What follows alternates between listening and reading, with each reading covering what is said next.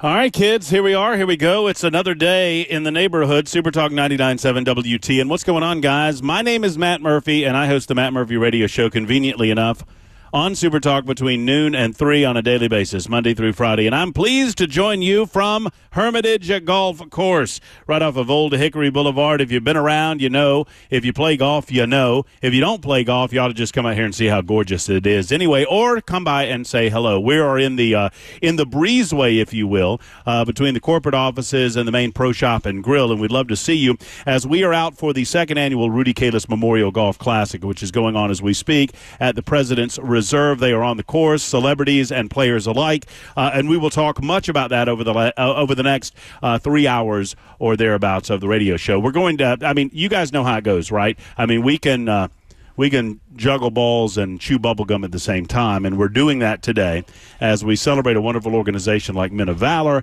and as we also talk about some of the history that's been made over the last 8 days or so in American politics, in America. Really, world history has been changed as a result of what's gone on over the last 8 days. And I had not decided when I came on air today which direction to go in regarding the opening monologue. But I want to remind you that we are talking about Rudy Kalis today. We're talking about the Celebrity Golf Classic today. We're talking about Men of Valor today. Wonderful people and wonderful organization, and really doing it the right way right here in Middle Tennessee. Throughout Tennessee, as a matter of fact. They're in, I think, up to 10 prisons. Raul Lopez will be by at some point. Alex, along with Men of Valor, will be by at some point to talk to us a little more about that, along with certain other celebrities. Sadly, no Vince Gill. I had Vince set up, but Vince got sick. I think I can publicly say Vince got COVID. I'm not sure if I just did. So there it is. But I'm sorry, Kirby. You know, if you telephone, telegraph, telemat, right? So you don't tell me something, and don't tell me. You've got to say not to say it. Everybody knows the rules with me. If you tell me not to say it on the radio, it never goes over the radio. If you don't, then it does. But Vince was unable to attend today because of an illness. Let's just say it that way. You know, I'm glad you're bringing this young man out early, but I'm a Georgia Bulldog fan, and you are abusing that child with that Florida Gators hat, sir.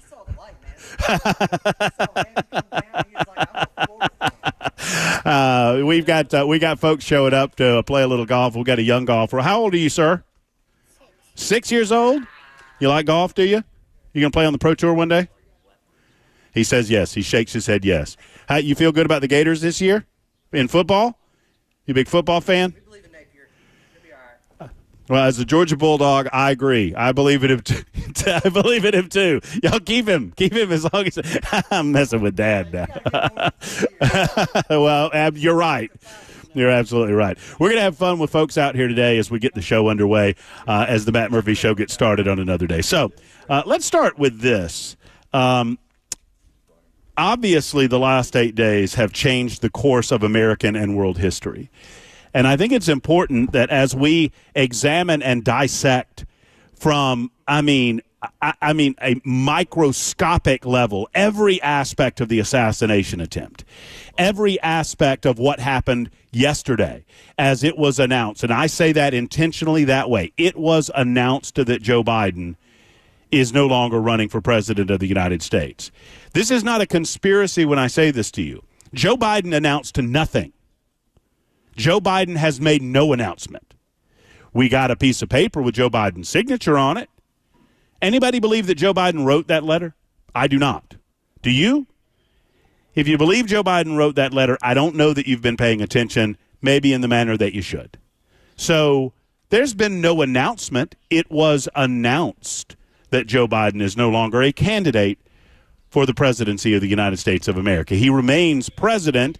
For how long remains to be seen. But there's no question that that is history in the making. Obviously, as we dissect the assassination attempt, and ongoing right now, Secret Service Director Kimberly Cheadle is standing before the House of Representatives in a committee hearing and not answering questions, as you might expect, as Chris Hand was talking about over the course of his 3 hours. She sits there and says 9 days later that while the investigation is ongoing, she will be unable to answer any of those questions. And she leans on that and refuses to answer any of the questions. She, on one hand, says the buck stops with her, and on the other hand, refuses to answer any question about the security failures on the part of the Secret Service last Saturday. So you have obviously the near tragic events of last Saturday afternoon in Butler, Pennsylvania. You have the events of all of last week and the aftermath of said same. You had the aftermath of the disastrous, very, very early presidential debate, and it was early on purpose. And look, I'm not going to play a game of I told you so. But I told you so. We had our own Biden replacement theory on the Matt Murphy Show, and it goes like this. You schedule that debate as early as you schedule that debate on purpose to make sure that you can see if Joe Biden can manage to stand for 90 minutes and answer questions. He couldn't. And so you got to replace him. You got to do something to replace him. So with all of that going on, I do think it's very important for us to take a step back as we are fire-hosed with information on all of these fronts and so much more, that we take a step back and recognize the history that's going on in this country. You had a failed assassination attempt, and we thank God for that it was failed. You have a sitting president, an incumbent president that has 14.5 million people have voted for this guy to be their nominee for president of the United States of America, and the Democrats don't seem to care. And then you have an announcement that happened over the weekend that Joe Biden will no longer be running, but he will remain as president. So understand how to thread that needle. Understand how to get that. What's the old saying? It's easier to get a camel through the eye of a needle than for a rich man to get to heaven, something like that. They are threading that camel through the needle, boy. They say, oh, Joe is cognitively able to be president, but he's just not able to run to be president of the United States or do those things simultaneously. For what it's worth, the letter in question said, listen, I want to focus on my remaining months as president of the United States. I'm paraphrasing, of course. And as far as it goes, he then came out, or someone came out with an ex post endorsing Kamala Harris. So here's my first thought about all of this. Where is the president of the United States? So it sounds like a hypothetical. It's not. Where is the president?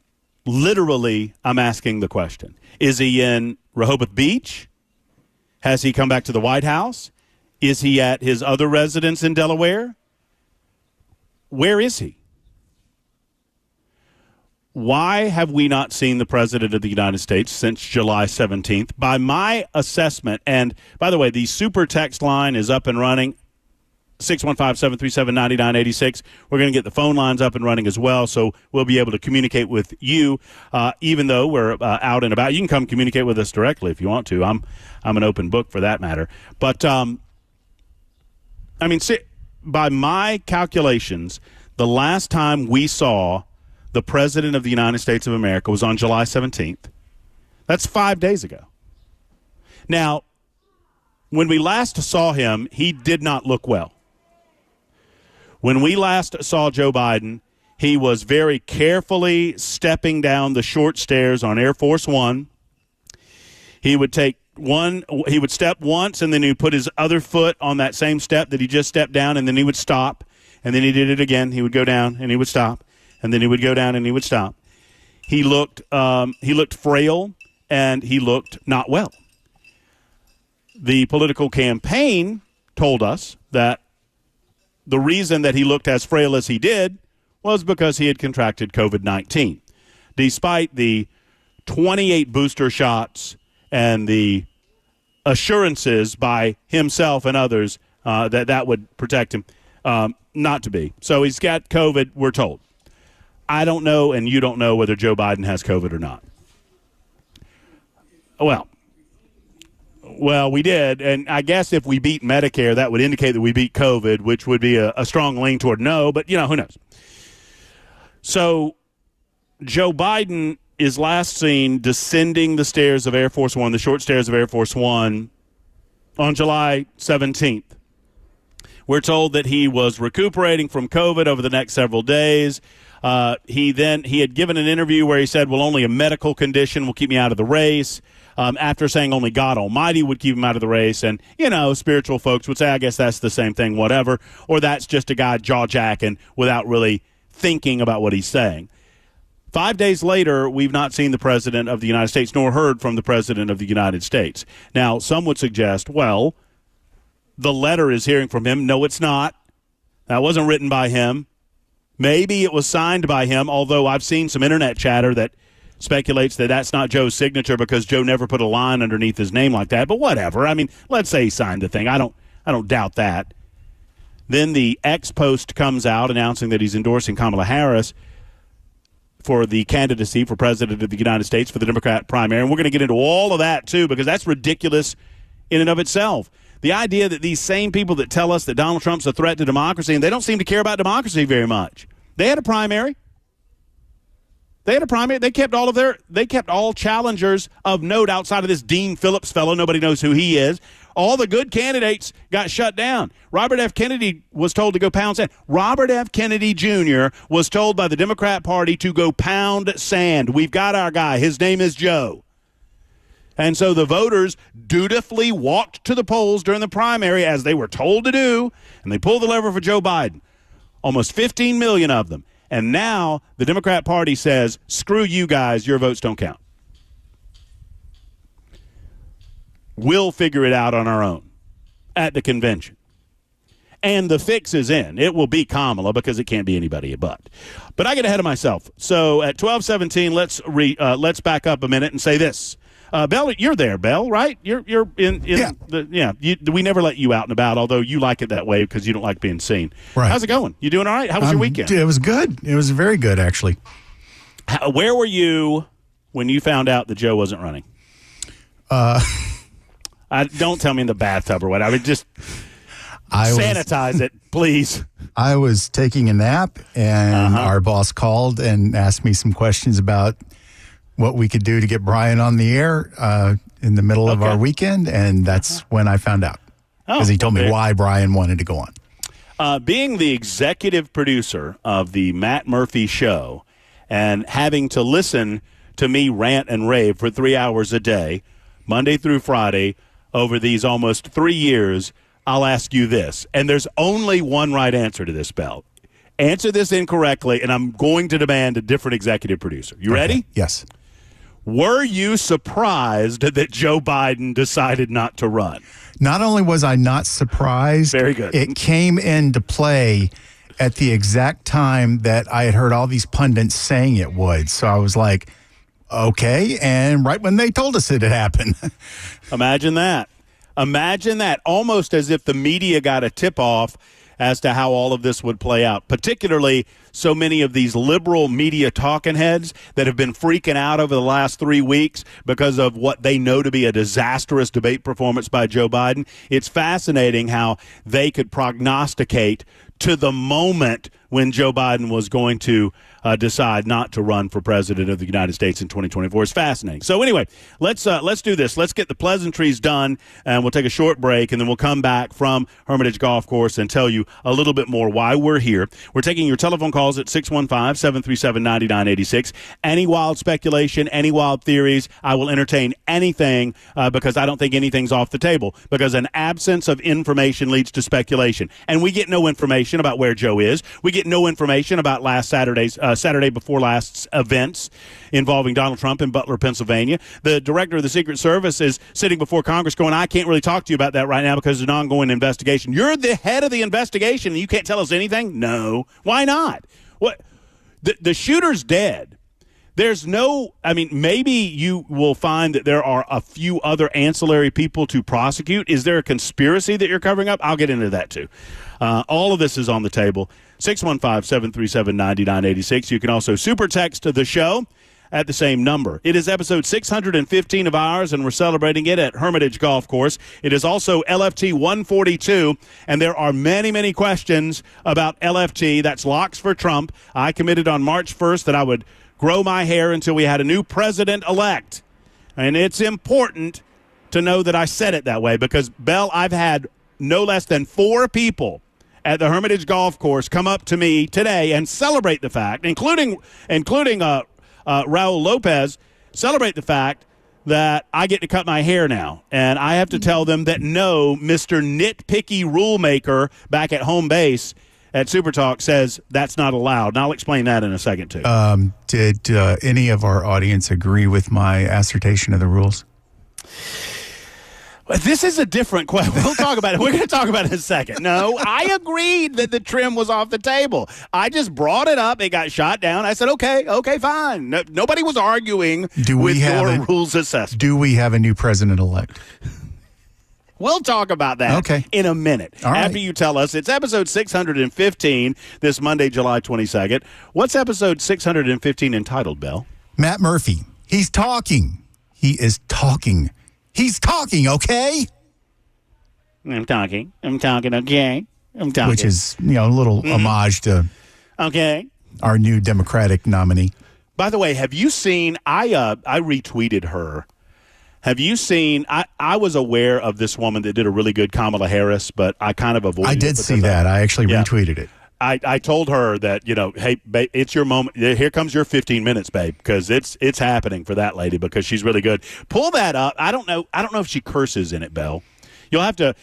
I'll give you a little time to look through it to see if she curses. Because if she doesn't, you need to hear this lady because she does a great Kamala Harris. Okay. It's 12:22. We're at Hermitage Golf Course. Come on out and see us, whether you play golf or not. You need to get out here and see the beauty of this course and support Men of Valor. We're here till 3:00 today on Super Talk 99.7 WTN.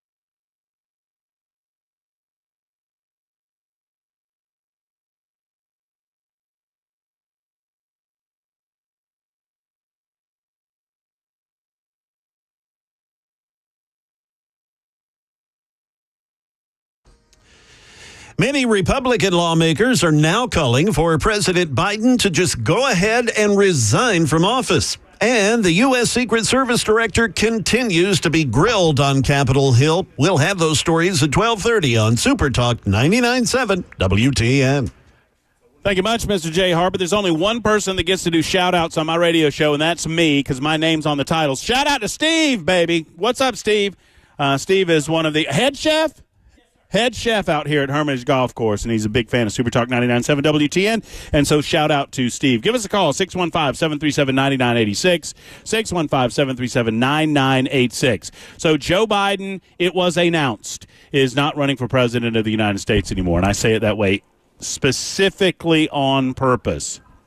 Well, I mean, I don't know what you're saying, Mr. President. I don't know what you're not saying because, frankly, we haven't seen you in the last 5 days, and inquiring minds want to know where you are. I would love to know what your thoughts were and where you were upon hearing the news that Joe Biden was not going to be running in 2024. Obviously, it is a fate certain that it will be Kamala Harris. Now, let's not mince any words here. It was never not going to be Kamala Harris. Whatever you think about her candidacy, whatever you think about her as a politician, and I have a lot of thoughts about her as a politician, the Democrats have boxed themselves in through identity politics and politics that involves classes and groups of people. And because of that, because they depend on voting blocks, because they depend on, rightly or wrongly, the block of African-American votes that they've always enjoyed, and the block of what they consider to be their Hispanic voters, and inexplicably a block of Jewish voters, and a block of LGBTQ voters, inexplicably as well, because Donald Trump has never done anything against the gay community. But all that to say, they boxed themselves in. And when Joe Biden made the decision prior to becoming the candidate in 2019-2020, that he would be selecting an African-American female as his vice presidential running mate, he pigeonholed himself into like a choice of what, 4 or 5 people? 4 or 5 people? Stacey Abrams and Kamala and whom else, right? So once he did that, he had to pick the best of a bad lot, and that was Kamala Harris. And now that she is vice president, there's no way you can skip her. You skip Kamala Harris, and I don't care if you skip Kamala Harris for an African-American. You skip Kamala Harris, and you are dead within the African-American community in terms of voting this November. So they can't do that. So they have to pick her. So that's a fate certain. That is going to happen. No matter how they, all of these endorsements are an indicator that they all know that. And they expect that the Democrats will be more excited about the possibility of voting for Kamala than frustrated or angered about the idea that their votes in the primaries never counted once. So we're going to get more into that in a moment. We're going to let Bel K put a final stamp on whether or not I get to cut my hair before November 5th. No. I think I know what. Can you let me get it out before you? I'm just trying to save your words, man. You have to talk a lot. There's no point in me letting you waste the time on stuff that doesn't matter. Okay, as soon as you know the question being asked, answer it. You ready? No. It's 12:31 on Super Talk 99.7 WTN.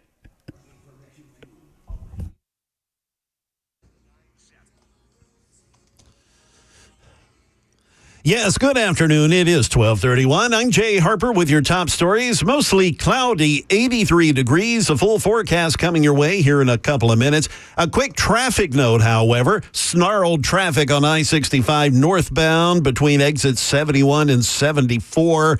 They're doing some pothole patching there. That's good news, but the right 2 lanes are blocked and, traffic backed up for a considerable distance.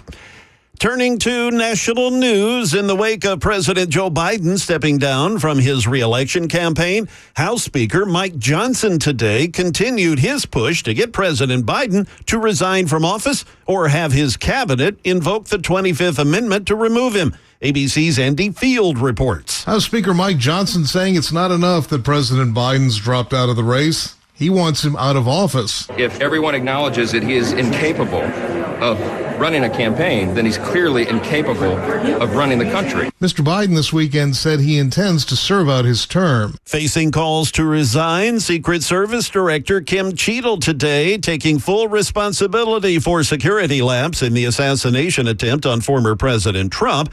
Cheadle, testifying before the House Oversight Committee, said the agency did not receive word that there was a threat in the crowd before Trump started speaking. If the detail had been past information that there was a threat, the detail would never have brought the former president out onto stage. Cheadle is still appearing before the House Oversight Committee as we speak. That is the latest news. Weather is next. I'm Jay Harper, WTN News.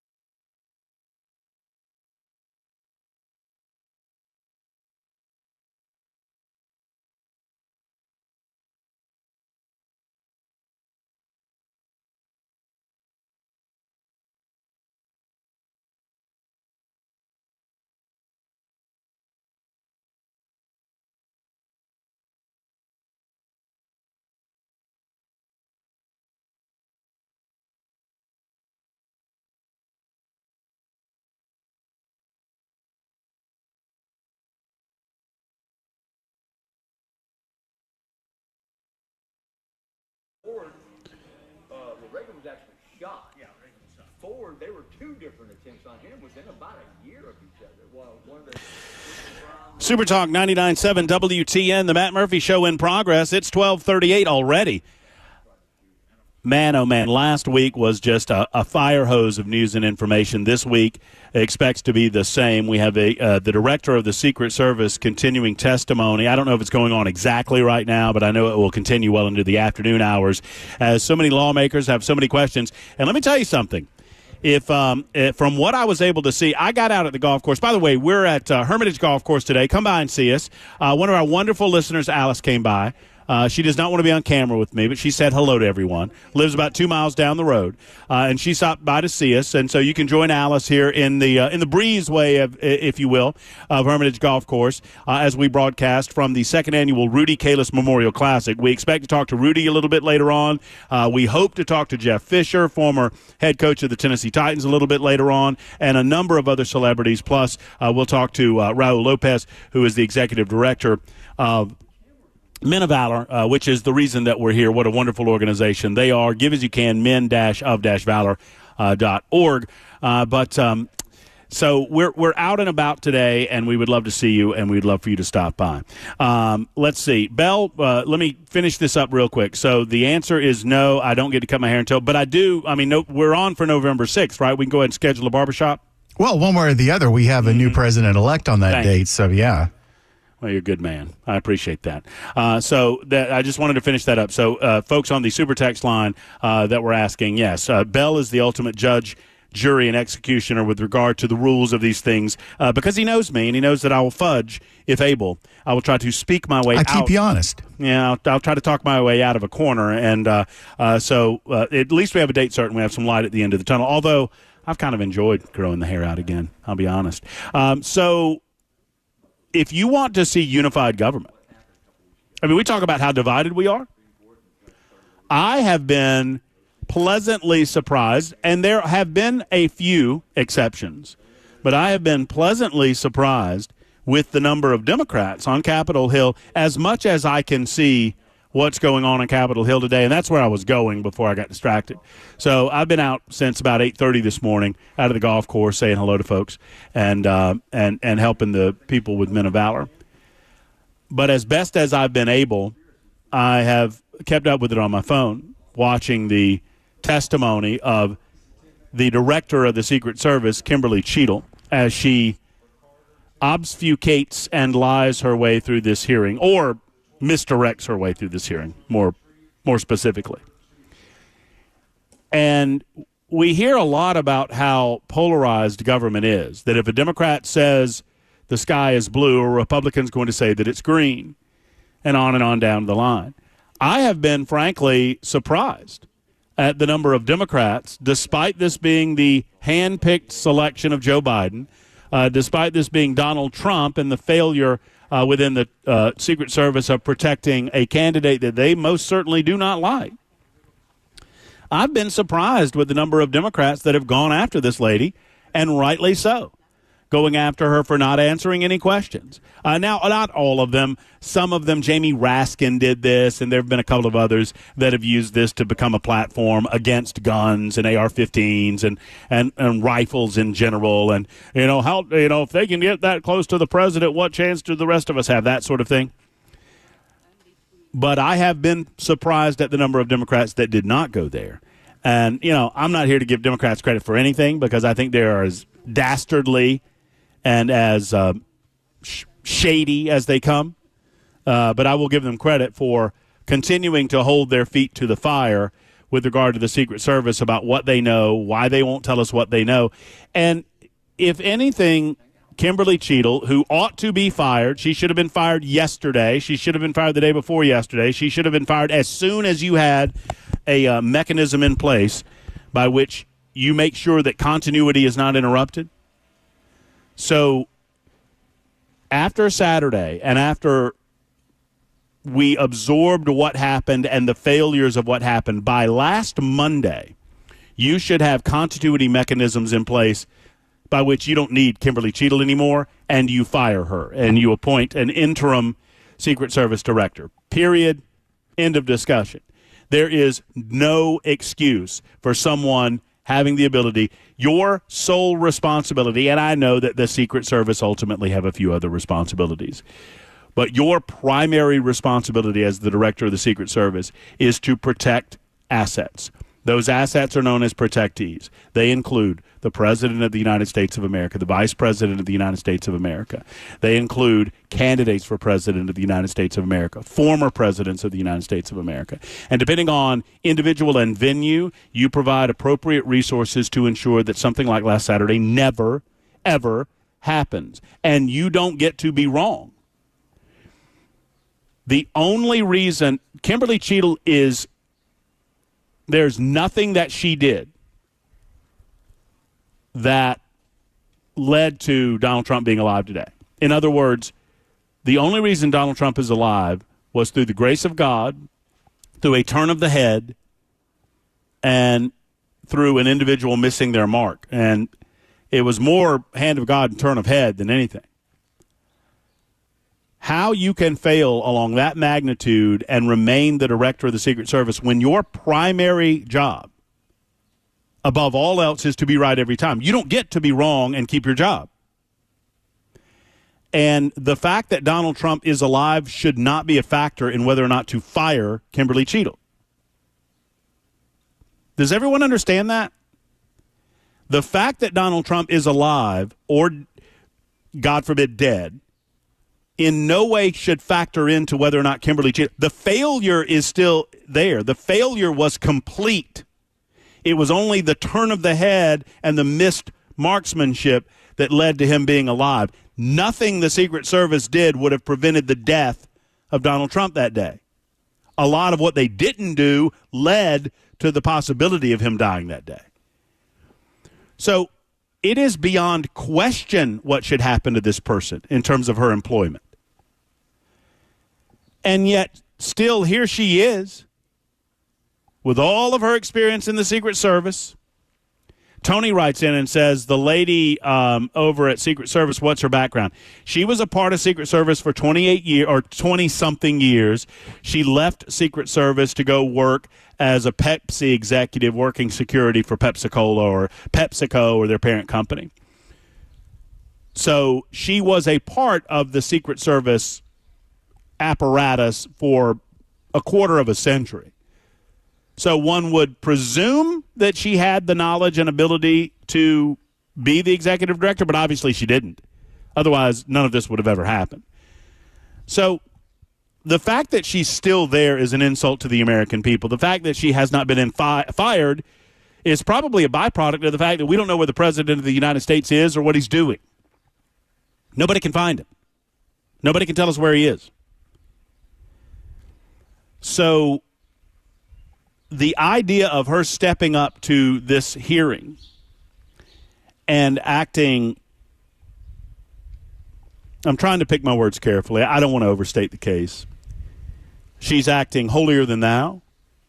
She's coming off as snotty, as superior, as rules are for thee but not for me. She is coming off, from what I have seen, as everything that we hate about the federal government bureaucracy. The attitude that I've seen from Kimberly Cheadle. Now, understand, she's answering questions from a body of government, an equal branch of government. They allocate the money that the Secret Service, the $3 billion plus that the Secret Service spends on an annual basis to apparently not do their jobs. So if any organization or agency has the ability to demand answers of the Secret Service, it would be Congress. They deserve answers just as the President of the United States deserve answers. They deserve answers just as the American people, who ultimately fund the Secret Service, demand answers.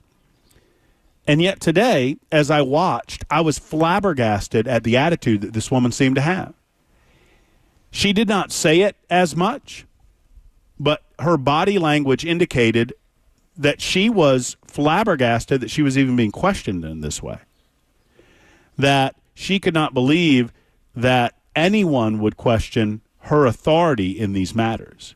Well, obviously, any sane human being recognizes why these questions are being asked. But she does that thing that everyone in federal government bureaucracy seems to do when they have been caught in a lie or caught doing something wrong or caught not doing what they're supposed to do, which is far too often nowadays. What do? They go, well, there's an investigation going on, and we can't talk about that right now. No, that's what we're here to talk about. We're here to talk about your failures. Well, we've got to figure all of that out. We've got to wait for the report. If you've missed any of this, because I know most of you are hardworking people, and you're probably at your job listening to me during the day or whatever you might be doing, go back and watch this woman. The number of times that the executive director of the Secret Service says, well, we have to wait for the report. What report are you talking about, lady? You're the boss.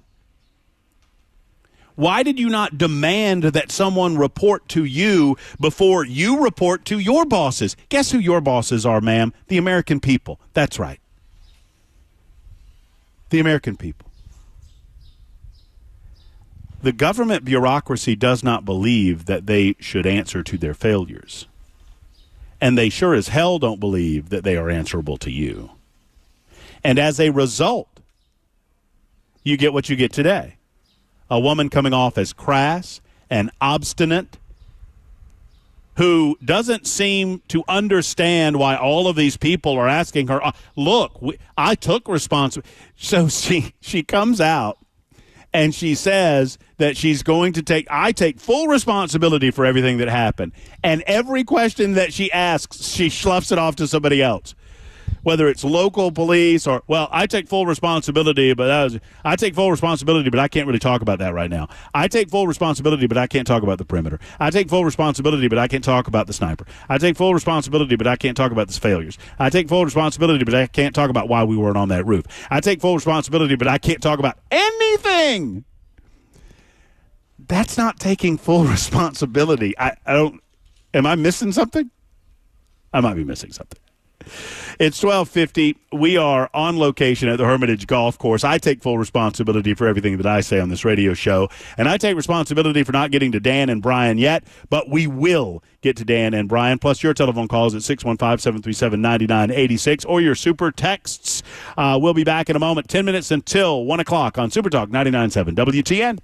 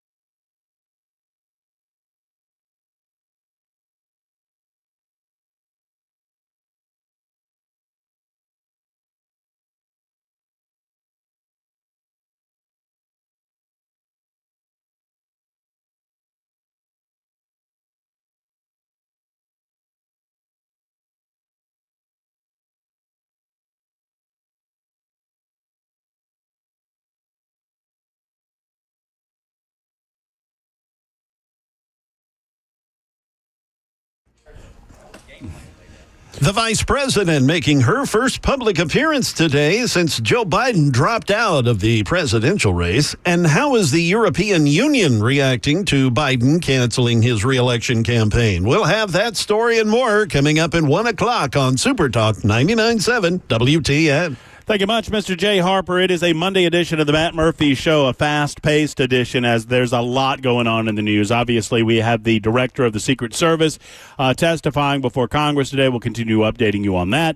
Joe Biden yesterday, I almost said it wrong. I'm not going to say it wrong, folks, until I see Joe Biden. Now, Joe says in the letter he's going to speak to the American people at some point this week. Okay, but we've not seen him since last Wednesday, the 17th. Today's the 22nd.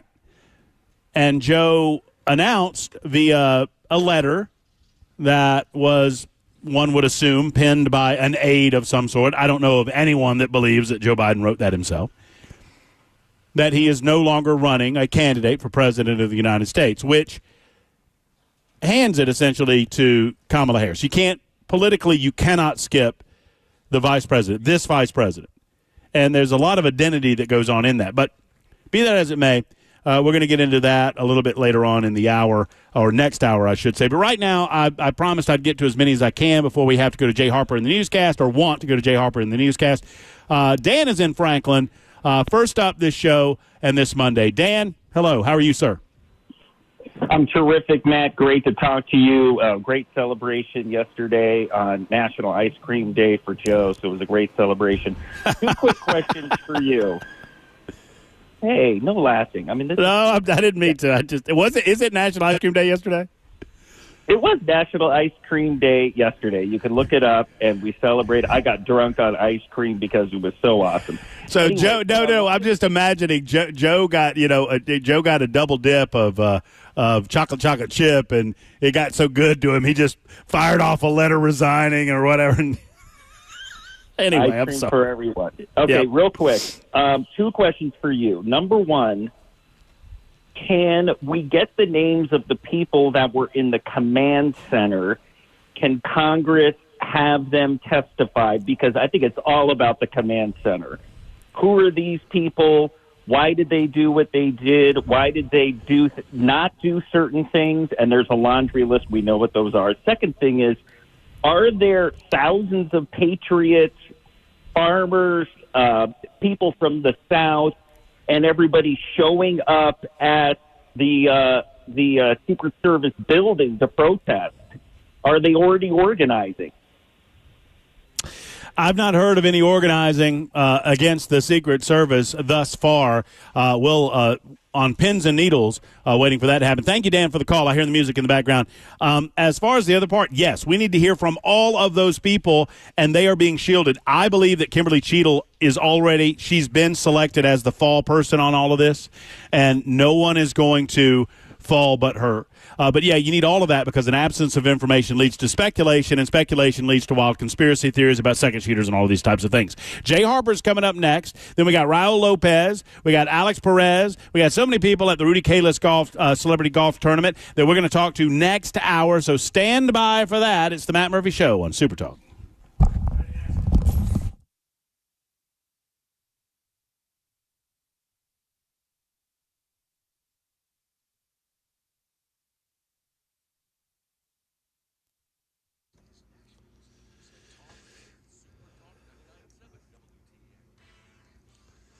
Good afternoon. It's 1 p.m. I'm Jay Harper with your top stories. We've got some sunshine, a bit with some clouds, 83 degrees. A complete Nashville area forecast is coming up. Vice President Harris making her first public appearance since announcing she is seeking the Democratic nomination after President Biden announced he would withdraw from the race. Harris filling in today for President Biden while he recovers from COVID. She's at a White House event celebrating college sports champions from across the nation. ABC's Karen Travers, she's there. Vice President Harris began her remarks by speaking about President Biden, her first comments after he announced he is not running for re-election. Joe Biden's legacy of accomplishment over the past 3 years is unmatched in modern history. In one term, He has already, yes, you may clap. But Harris didn't mention her campaign for the Democratic nomination, instead focusing only on the president. We are deeply, deeply grateful for his service to our nation. European foreign ministers react to Biden's decision to withdraw from the presidential race. With that story, here's ABC's Tom Rivers. As EU Foreign Policy Chief Joseph Borrell in Brussels sees it, who will be in the White House will have huge implications for Europe. It will be quite an important difference for the transatlantic relationship, depending on who is there. But he's keeping his opinions to himself. I don't think it's our role to go and to tell the Americans what do they have to do or to express preferences for one or the other. One thing of concern here, though, is Kamala Harris's lack of meaningful foreign affairs experience. That is the latest news. Weather is next. I'm Jay Harper, WTN News.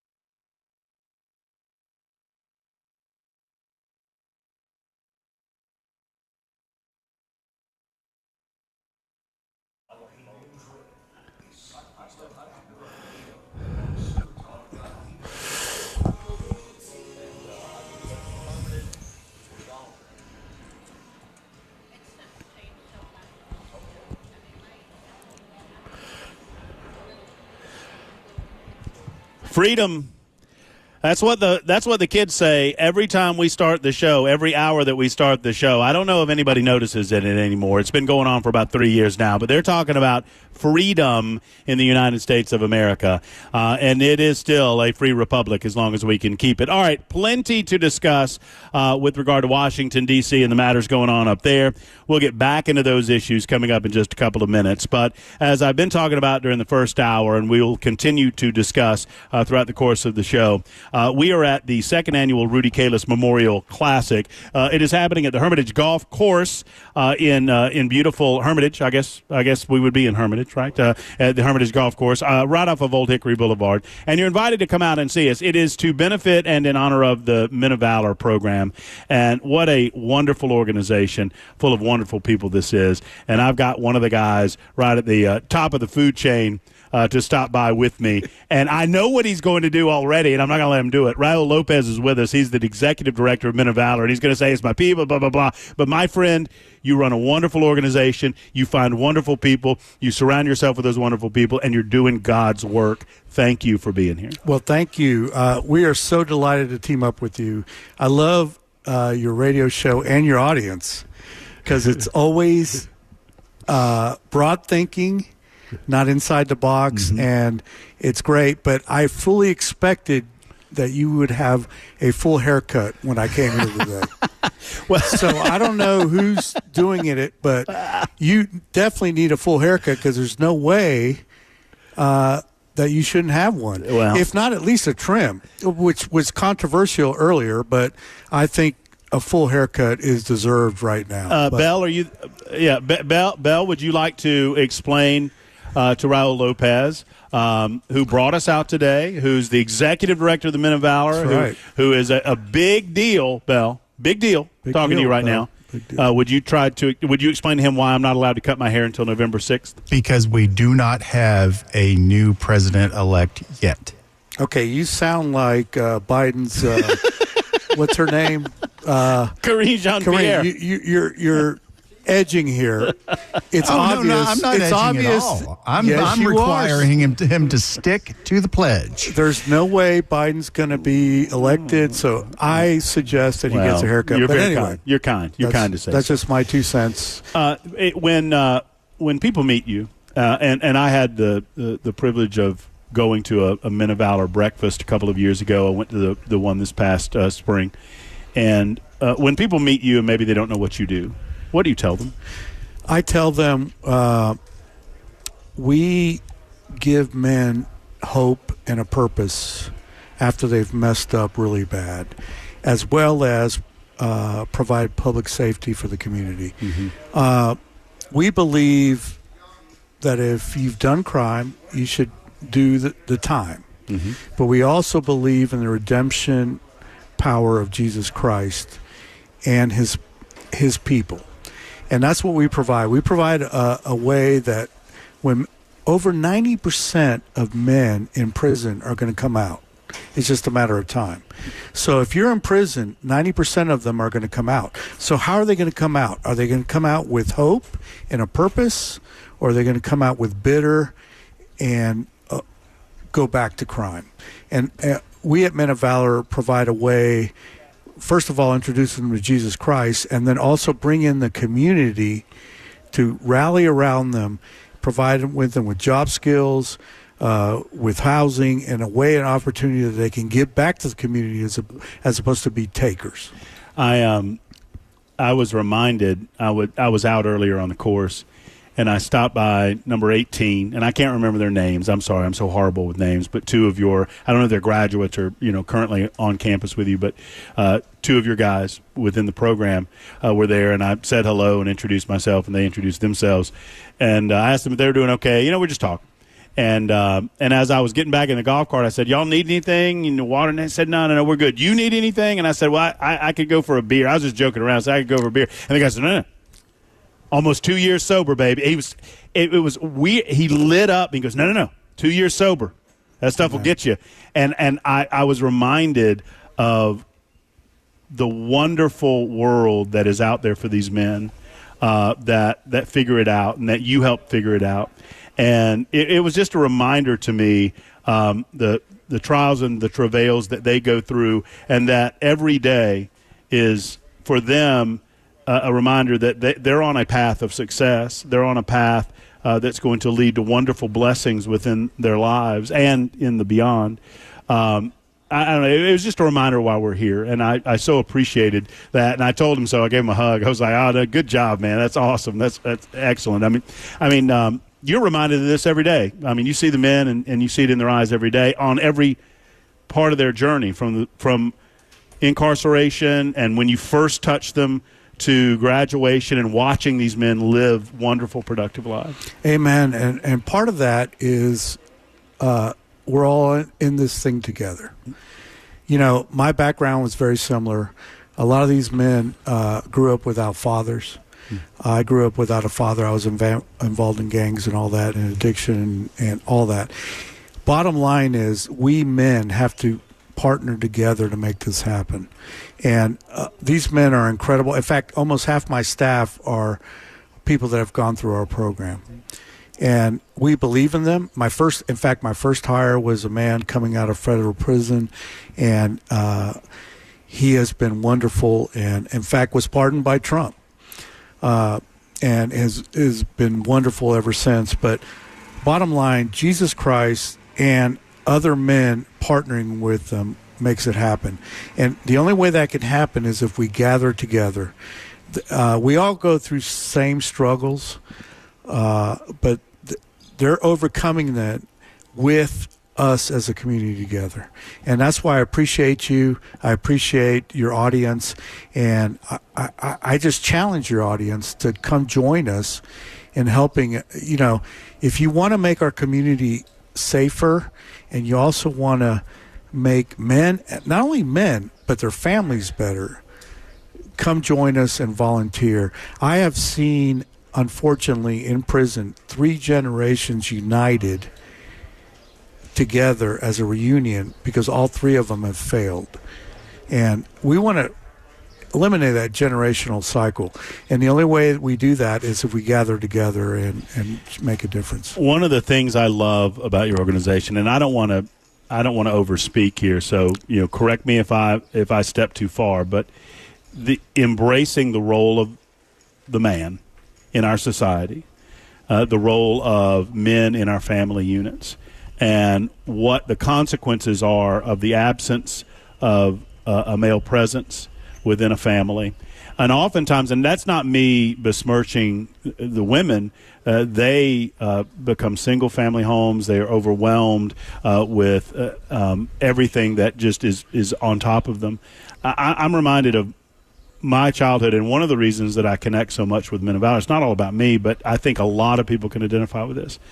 My father left when my mother had a medical emergency when I was 5 years old and never came back. If it were not for my grandfather, I have my brother, who was 2.5 years older than me, ended up in YDC. He was on the verge, on the brink of falling into that path. I don't know where I would have been without my grandfather's influence. And so I really identify with those guys who did not have that safety net, and they fell through the cracks. And Men of Valor gets them men back up out of the ravine and dusts them off and helps guide them, if they are willing, and God is willing, guide them back to a better path and better health. Amen. I mean, like you, I grew up without a father, and if it wasn't for a mentor, I wouldn't be where I'm at today, which is also knowing the acknowledgement of our Heavenly Father. Amen. Don't ever judge God by your father. Heavenly Father is perfect and loves you unconditionally, and but we also need people to show that. And when everybody says Men of Valor, and I've had the pleasure or the advantage of being in the White House with Trump during criminal justice reform and all that, and been blessed on all that. But bottom line is, we can't do what we do without volunteers and people involved. I cannot express how much our community, and we're blessed in Nashville, we've got a lot of men that will step up to the plate. But if you ever want to... Hey, by the way, don't give them a pass. We're raising money, people. men-of-valor.org. That's right. Anyway, go ahead. Of course it takes funds. We've got a big budget and staff, but we need volunteers, men that are passionate to mentor, disciple to other men. And what does that mean? It doesn't mean anything huge. It just means living your life with them, being honest with your struggles, being honest with their struggles, and walking your life along with them. And that shows, because a lot of these men have never grown up with another man as their father figure. So, and the organization, by extension, becomes an accountability partner. Correct. To all of these guys. Yes. And I think it's natural that so many of the men that graduate the program become employees, become staff members, because I would think, and Raul, you tell me that, when you walk in there into a prison system and you can look some of these inmates in the eye and say, buddy, you're not telling me anything that I didn't go through myself. I was right there on the other side of this table, and I'm telling you the way, the truth, and the light is in this program and in God Almighty. I mean, it's the way that it works, and by that I mean that you've seen other systems, government-run mostly, fail in terms of stopping the recidivism, getting people back into a way in society that they become productive and proud of themselves and proud of their families. Your way works. Yeah, when you say your way works, our way works. We've had, the governor was part of our organization prior to him even thinking of running for governor. Right. He was a mentor, he was an employer, and he was passionate about it. But then we have other people that aren't, quote unquote, the governor. They're the same thing. It all means the same. Again, 90% of the people that are going to get out are going to return to prison. Are going to come out. Mm-hmm. Over 50% or roughly 50% in Tennessee are going to go back to prison. Our recidivism rate, people going back to prison, is less than 10%. And the reason is that it's not just Men of Valor, but it's God and the people involved. So I want to say that again. I want you to say that again. So recidivism rate, return to prison rate, is about 50%. In Tennessee, 75% nationwide. Okay, 75% nationwide, Tennessee 50%. Men of Valor program graduates are less than 10%. It's incredible. It's the way. So you mentioned President Trump and his goal to reduce recidivism and to kind of reform criminal justice. Let's say Donald Trump gets reelected. And I know you don't care who the president is as long as they're listening to good people with good ideas about how to accomplish this goal. But let's say that you get invited back. What would you say to a President Trump or any president if they asked you, Raul, you're doing a great job in Tennessee. You're doing wonderful things down there. Tell me what you're doing right. Tell me what we need to do nationwide. Number one, open up to faith-based initiatives. You can't make this happen without God. That's number one. Number two, provide an avenue to invite people access to men in prison. A lot of times with bureaucracy. Thank God for the Chevron Act. Get away from this bureaucracy to allow people to come in to, if they really want to help, give them access to men in prison. And then number two, work with the families that are involved with them. Because there's a lot of, the number one indicator of a person going to prison is if their father went to prison. Wow. So we have to end that cycle. Mm-hmm. So we have to have programs to bring families together. And the only way that's going to happen is through God and people committed to helping the cause. I drove around earlier today and, I see so many smiles on so many faces. And I ask myself, and I think I know the answer, but I'm going to ask you. You see smiles. You meet graduates. You meet these men that are in the program. You meet people that are supporters of the program. What are these smiles all about? Hope. The scripture says, we can plant seed, but it says the cares of the world strangle that seed, which means all these men have hope when they're in prison, but when they come out, there's so many obstacles. And if they don't have hope, they resort back to their old lifestyle. So you have to have hope. And the scripture also says, without hope or without vision, the people perish. We got to give these men hope. And the only way to give them hope is to give them a realization who they are in Christ and that the community believes in them. And together we can, all things are possible for those who believe. Amen. So we have so many people listening right now or watching on Super Talk TV. What's your message to them? Prayer, involvement, and financial. All those three or one of those three. We would covet any of those. And also listen to your show. Well, yeah, keep listening to my show, people. Because that should be number one. No, I'm just kidding. I'm not gonna... I'm serious. You challenge people to think. Well, thank you. And sometimes people are so black and white, and you think, okay, a guy goes to prison, he deserves it, blah, blah, blah. Okay, but then what afterwards? Again, over 90% of them are coming out. So start thinking outside the box and say, okay, how are they going to come out? With hope or with anger? And so we're here and would love for you, if God's calling you to this, we'd love to be a way to use you in that aspect. Finally, I want to end on this note. This is the Rudy Kalis Golf Classic. Talk to me about Rudy and what he's meant to the community and to Men of Valor. Rudy's unbelievable. Rudy religiously goes into death row and ministers to men that will never come out.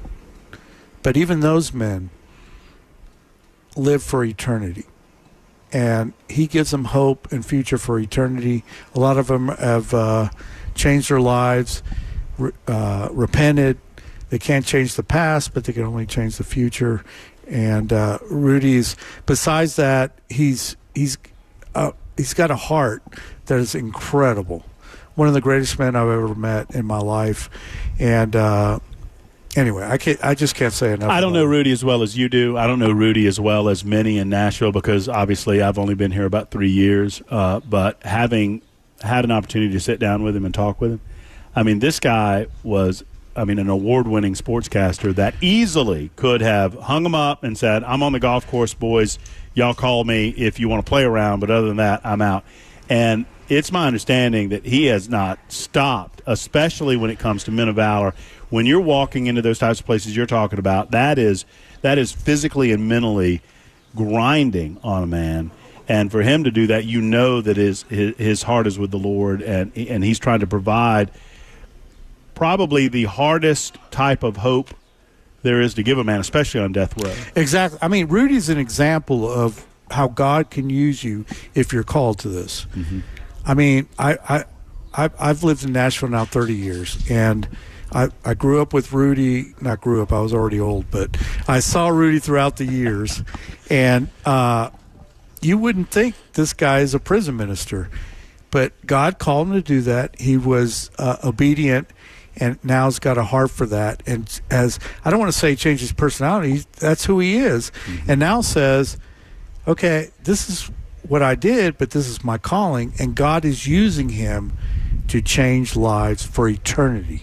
Go to men-of-valor.org for more information, or stop by and see us. We're here till well after 3 o'clock this afternoon on Super Talk 99.7 WTN. Before you go, I'll say, hey, Alex, earlier, I'm not getting involved in it. All I'm saying is that Alex said that Raul was on CPT. You know what CPT is? No, I don't know. Cuban people time. I don't even know what that means, but that's what he told me to tell you. That's why I'm late. Raul, thank you for inviting us. Thank you for doing what you do in this community, and God bless you and everything that you do.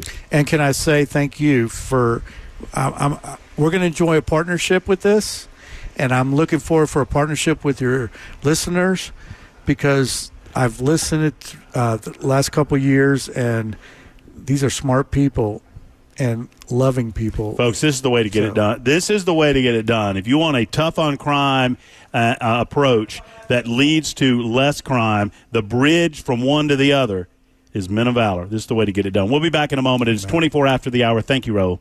Super Talk 99.7 WTN.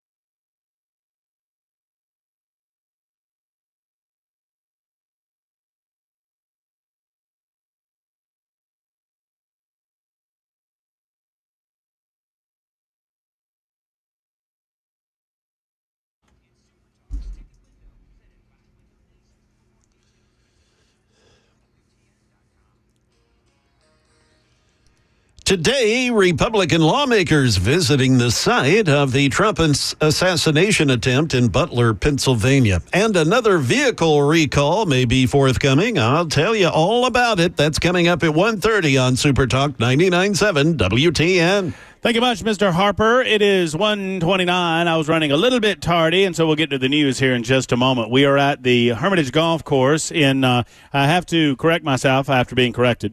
And so I'll correct myself. We're not in Hermitage. We're in Old Hickory. Oh, look. And now, see, the boss of the joints just showed up. I bet that dog's name is Bogey or Birdie or Double Bogey. You got to love a dog on a golf course, and I'm just looking at one. I got distracted. But we'll be here till 3 o'clock, and you're invited, obviously, as we just mentioned, with Raul and the team. Oh, pardon me. I'm sorry. Madam Vice President, soon to be candidate for President of the United States of America. Not official, but soon to be pretty official. Super Talk 99.7 WTN. We'll get to more of your calls. I apologize. Let me see. Hold on, it's 29 after. Oh, no, everybody left off when we were talking to Raul. So give us a call, 615-737-9986. We'll tell you how the hearing is going on Capitol Hill today. We'll give more analysis on the breakdown of what we know after a week of ridiculousness on the part of our government officials with their refusal to tell us what's going on. And then the absence of Joe Biden. Where's Joe? What do we know about his presence? What do we know about his health and fitness? There are some that are saying that they were right all along regarding this so-called health emergency that apparently happened some 2 weeks ago aboard Air Force One. There was a report of a health scare or health emergency aboard Air Force One that was quickly dispelled of by mainstream media and certain press pool reports. Now some of those that were calling an alarm on it are saying, look, we were right all along. That's why he hasn't been in seen for the last 5 days. I don't know, and I don't pretend to know what I don't know. There are way too many people on social media and other places pretending to know what they don't know, right? And I'm not going to be that guy. But I will say this. I'm open to listening. I'll listen to any of these theories because I would be willing to believe anything, especially when it comes to the president's lack of health and infirmity. It is 31 after the hour on Super Talk 99.7 WTN.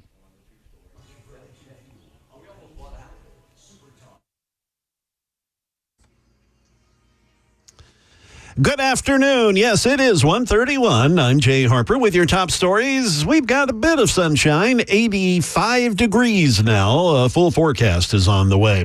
Today, Republican lawmakers visiting the site in Butler, Pennsylvania, where a gunman tried to kill former President Trump on July 13th. House Homeland Security member Carlos Jimenez says that as a former Miami-Dade sheriff and fire department SWAT team member, he's just not happy with the way the Secret Service prepped that day. Just looking at the site immediately, there are things that just hit you, and the fact that those things weren't covered is unacceptable, completely unacceptable. An investigation has begun into some Ram and Jeep vehicles that can suddenly just turn off.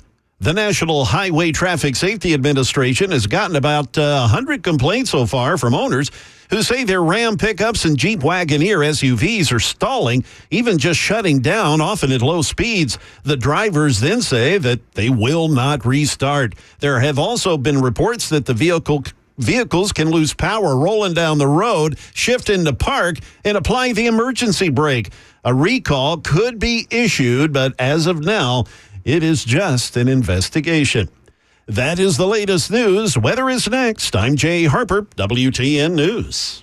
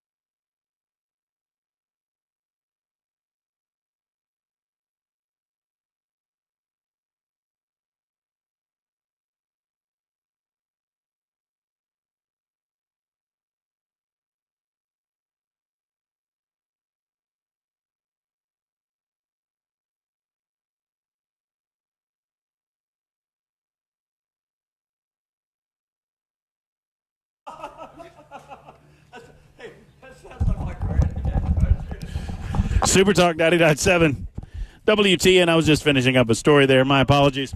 Hello and welcome back. It is 1:38. Get on the phone, 615-737-9986.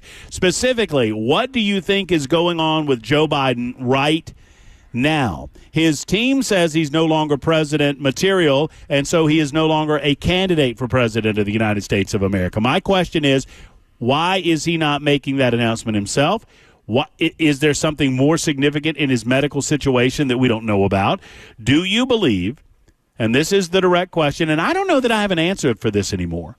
I think 3 or 4 days ago, I would have told you that it was a foolhardy position to suggest that Joe was not going to serve out the rest of his term, that if he was on 2 legs and could, meander about as we've seen him do, that he will serve out the rest of his term. I don't know that that's true anymore, especially considering that we've not seen him for the last 5 days. So what do you say to the question, does Joe serve out the entirety of his term? Now, I think whether or not the Democrats truly believe in Kamala Harris has a lot to do with that.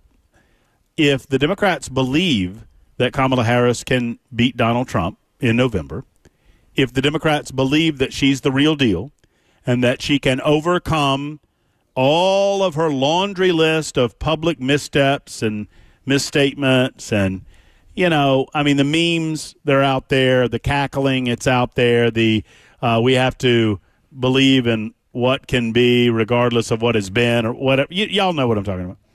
There she is. If the Democrat operatives in Washington, D.C. believe that they can repair all of that, then why would it not behoove them? Why would it not make it more of a possibility that she beats Donald Trump if Joe resigns? If he says, you know what, my medical situation has gotten as such, I do not believe I can fulfill my duties, I'm going to resign the presidency of the United States of America and hand it over to Vice President Kamala Harris. She then formalizes her candidacy. She's now, quote unquote, the incumbent for 4 months, and off we go. Would her not being president help her candidacy to serve a full term? I don't see how it could hurt it. You get rid of the Joe questions. You say, well, that was so. I'm not saying I believe any of this. I'm explaining to you how I believe that politically you would work this up, right? Kamala Harris, if she's president, you can leave Joe Biden behind. Anything and everything that you say about the Biden presidency is in the past. We're looking forward. We're moving forward into the future.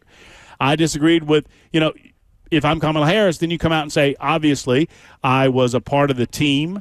I had a voice on the team, but I was only one voice on the team. There were certain things that we did that I disagreed with, that I would have done differently, but that's in the past, and we're looking toward the future, and now we're going to focus on 2024 and beyond, and all of those things. Or you don't believe in Kamala Harris.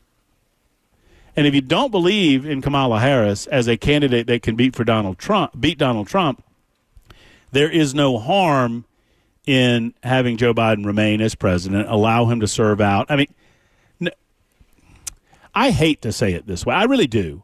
I mean, I don't like Joe Biden. I don't like his politics. I don't like Democrat politics. I don't like big government. I don't like the bureaucracy. You guys are well familiar with where I'm at on this. But I don't like any of this. This idea that I have to question who's making the decisions. Joe Biden's not making the decisions. Nobody's seen Joe Biden for 5 days. I don't know that Joe Biden really made the decision to step down as a candidate.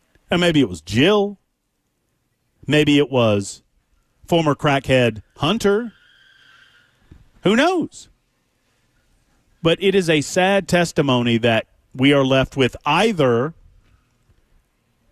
Kamala Harris taking over in the last 3 months for the purposes of galvanizing support for her run for president of the United States, or we're left with not really knowing who's running the country for the next 6 months. I mean, whether it's Zeitz, the chief of staff, or Valerie Jarrett, or Susan Rice, or some minion from the George Soros orbit or Barack Obama himself. I think it's telling that Barack Obama, at least as of 2 hours ago, and I don't know what's happened in those last 2 hours, I think it's quite telling that of all of the individuals that stepped forward and immediately endorsed Kamala Harris to be the next candidate for president of the United States, Barack Obama was not one of them. Is Barack Obama not the name that you want on the top of that list? If you're Kamala Harris, so let's just, I know that this is difficult for many of us. Let's think like Democrats for a minute. So you got Joe. You know what you're dealing with Joe. They've known. The mainstream media, they've known. Even if you believed that Joe was cognitively able in 2020, I promise you, the people that were lying to us last week knew exactly where we were with Joe Biden. The people that were lying to us the week previous to the debate knew the possibility of what happened during the debate could happen with Joe Biden. They knew, right? So if you agree with me that they had full knowledge of what's going down, then you would presume that they had action plans in place as a result of the debate. And the assassination attempt on Donald Trump's life, as I told Chris Hand during our crossover right at about 11:50, the failed assassination attempt, I believe, galvanized in the minds of political operatives in the Democrat Party that they could not continue with Joe Biden. It became a fate certain that Joe Biden was going to lose to Donald Trump. So you have to shake it up, and shake it up in a big way. But you wait, and you make sure your ducks are in line. So if you're Kamala Harris and you don't want a contested convention, no Democrat wants that. I do. I'm a chaos man. I'm ready for it.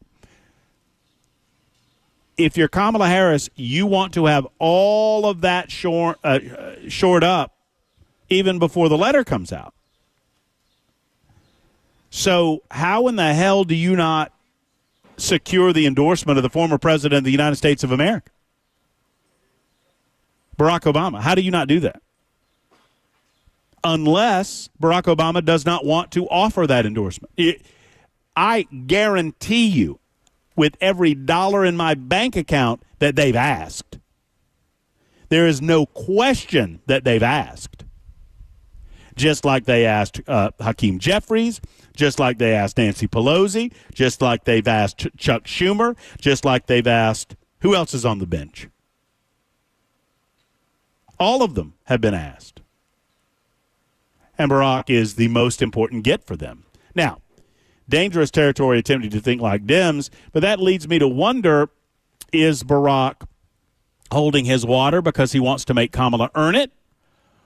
Or does he have someone else in mind? I mean, part of my brain goes immediately there to where all of you already are. Michelle Obama does not want to run for president. It was well established in Washington, D.C. that Michelle Obama hated Washington, D.C. I'm not even casting aspersions as to why. Hell, I hate Washington, D.C., so this is not even a political thing. It was established that she hated D.C. Is it possible that her husband is holding out hope that she might be willing to throw her hat in a ring and create a dynamic by which he gets a fourth term as president? Because I think Joe Biden, by extension, was the third Obama term. I don't know. I don't know the answer. I know that there are reasons why Barack Obama has yet to endorse. What do you think? I've told you what I think. What do you think? Steve is first up in the borough on the phone line, 615-737-9986, as we get your thoughts on all of this from out at the Rudy Kalis Golf Classic at Hermitage Golf Course. Let's go to line one, Bell, and Steve in the borough. Steve, what's on your mind, and what do you think, buddy? Hey, man, there, I Steve. got a serious question for you. Yeah. I've got a serious question for you. So whether he resigns or whether they invoke the 25th, first of all of America knows that he's not capable. We've known that for a long time. They finally admitted to it. But here's my question. Here's what I think the hesitation is. Constitutionally, I think that would make Johnson then the VP by default because he's next in line. It would Correct not. me if I'm wrong. And you are wrong. So that Am I right? I mean, I didn't mean to say that bluntly, but you asked, and So no. So the details are this: that if a president resigns his position as president of the United States of America, then the vice president assumes the duty of the president. The vice president, who is now president, then nominates their VP, and that nomination has to be confirmed by Congress. It is not. The Speaker of the House doesn't move up. Okay. And that's a valid question. I think a lot of people have that question. I thought that maybe that was the reason they were delaying him stepping down. But the fact of the matter is right now, not just us, but everyone around the world now knows that Joe Biden is not running this country. So what purpose does he have to stay in office? Well, he's got to pardon Hunter at some point, Steve. Thank you, Steve, for the call. I mean, it's gotten to the point where when you couch it in the terms that Steve just did, it's a little dangerous, right? I mean, talking politics is one thing. We smack talk politics a lot, but when you're talking about nations like China taking advantage of us, Iran taking advantage of us, other countries that are far, far away, but it's been a long time that they've seen the news reports of how open our southern border is. They've had a long time to plan. Now, God forbid, perish the thought that there is planning going on right now. But let me say a little something that might scare the hell out of you. If a 20-year-old skull of mush with no prior military or safety or defense experience, with no training outside of self-training that he might have engaged in at a shooting range local to his home, if some 20-year-old can exploit the weaknesses of our security apparatus and fire off a shot and come within a millimeter of killing a former president, what in the hell do you think China's doing right now? What in the hell do you think Iran's doing right now?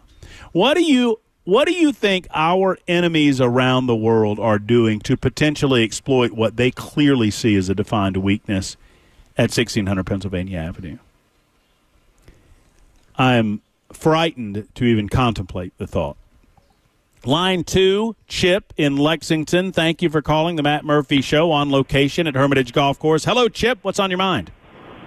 Hey, bud, I don't think Joe Biden's been running the country the whole time he's been up there. I don't know if it's Obama that's running it or if it's somebody else that's behind the scenes.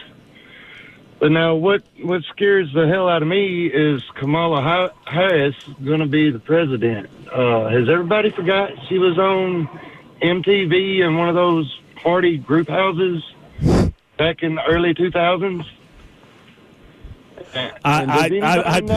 Chip, I must have missed that one. Yeah, you can get online. She was on MTV back in the early 2000s. She was one of the kids that was stuck in the house together. So, she was on, Big Brother? Or MTV Cribs or something? It's Cribs. I think MTV Cribs is where they go and show off their houses. It was right when MTV stopped playing videos and started putting it's like MTV Cribs or whatever they called it. That Kamala Harris and MTV, and she was on that show. I just Googled, was Kamala Harris on MTV, and I mean, how did I miss that? I have no idea, but a lot of people have missed it. I think I missed it because it's not true, but dude, I saw the episodes. I don't know, man. I've never heard that. Unless they scrubbed it. Look, what did I say earlier, Chip? I don't dismiss anything, so I'm not dismissing you. I'll do some fact checking on it, but I think, and thank you, Chip, for the call. I appreciate it. So, Chip, I think, and I'm not suggesting that I have any superior knowledge to anybody else, but I think that if Kamala Harris was on MTV's, what did they call it? House? It wasn't House Party. Somebody hit me up with it. It was something the real world. It was the real world. MTV's the real world. I feel like if Kamala Harris was on the real world on MTV, I would have heard that story. And I feel that way. I don't know, but I feel that way. So I think that might be, as they say, fake news. 53 after the hour. Super Talk 99.7 WTN. Back in a moment.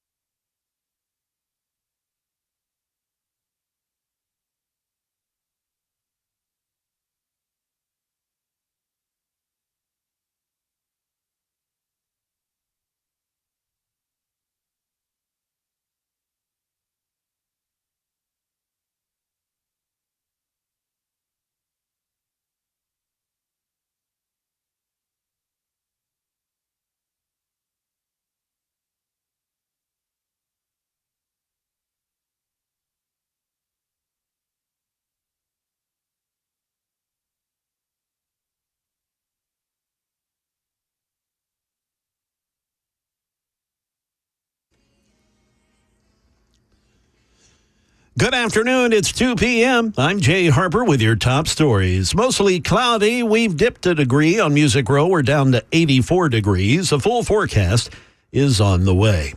Facing calls from Republicans to resign, the director of the U.S. Secret Service, Director Cheadle, testified today before the House Oversight Committee about the July 13th attempt on former President Trump's life. ABC's Stephen Portnoy, he reports from Washington. The Secret Service director says her agency was told of a suspicious person at the Trump rally anywhere from 2 to 5 times before the shooting.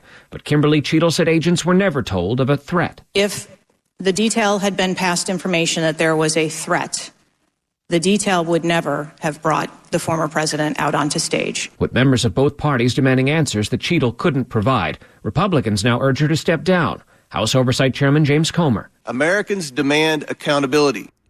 On the campaign trail now, Senator J.D. Vance of Ohio holding his first political rally today since being picked to be the former President Trump's running mate, firing up the crowd at his hometown high school in Middletown, Ohio. Are we ready to re-elect President Donald J. Trump again?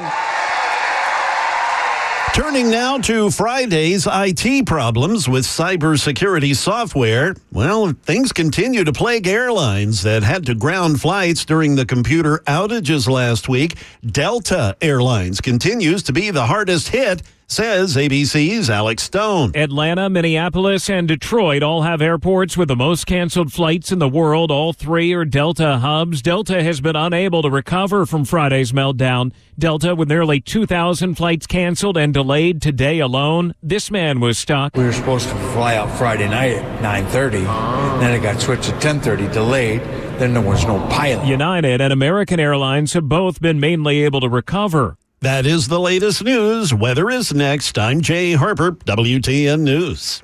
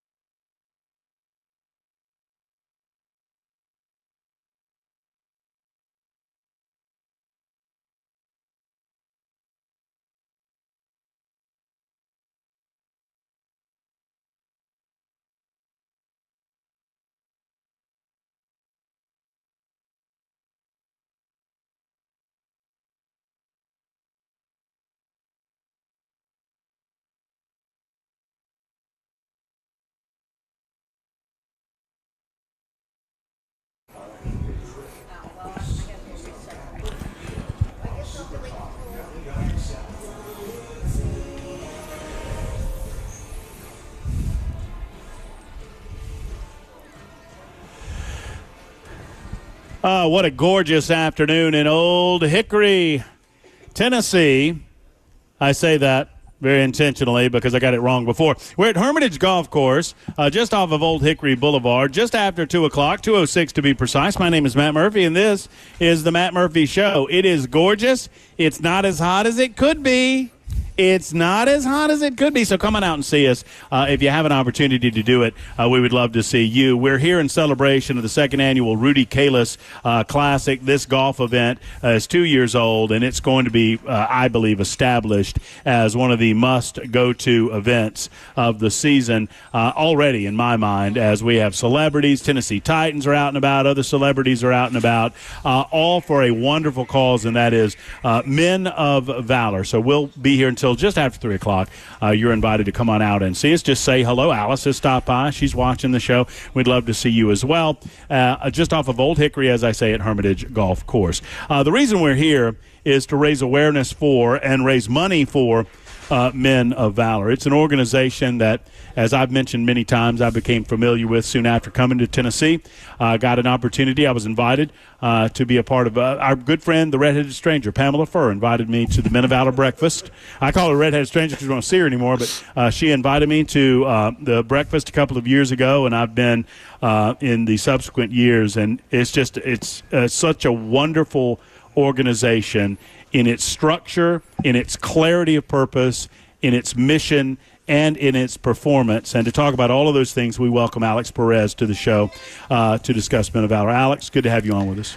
Yeah, thank you for having me. You know, I keep on hearing people here in Tennessee calling this hot or humid. Now, I only been here a year and a half. I come from Miami, Florida, and that's well, humid. you people are crazy. Yeah. So this is actually a beautiful day, great weather.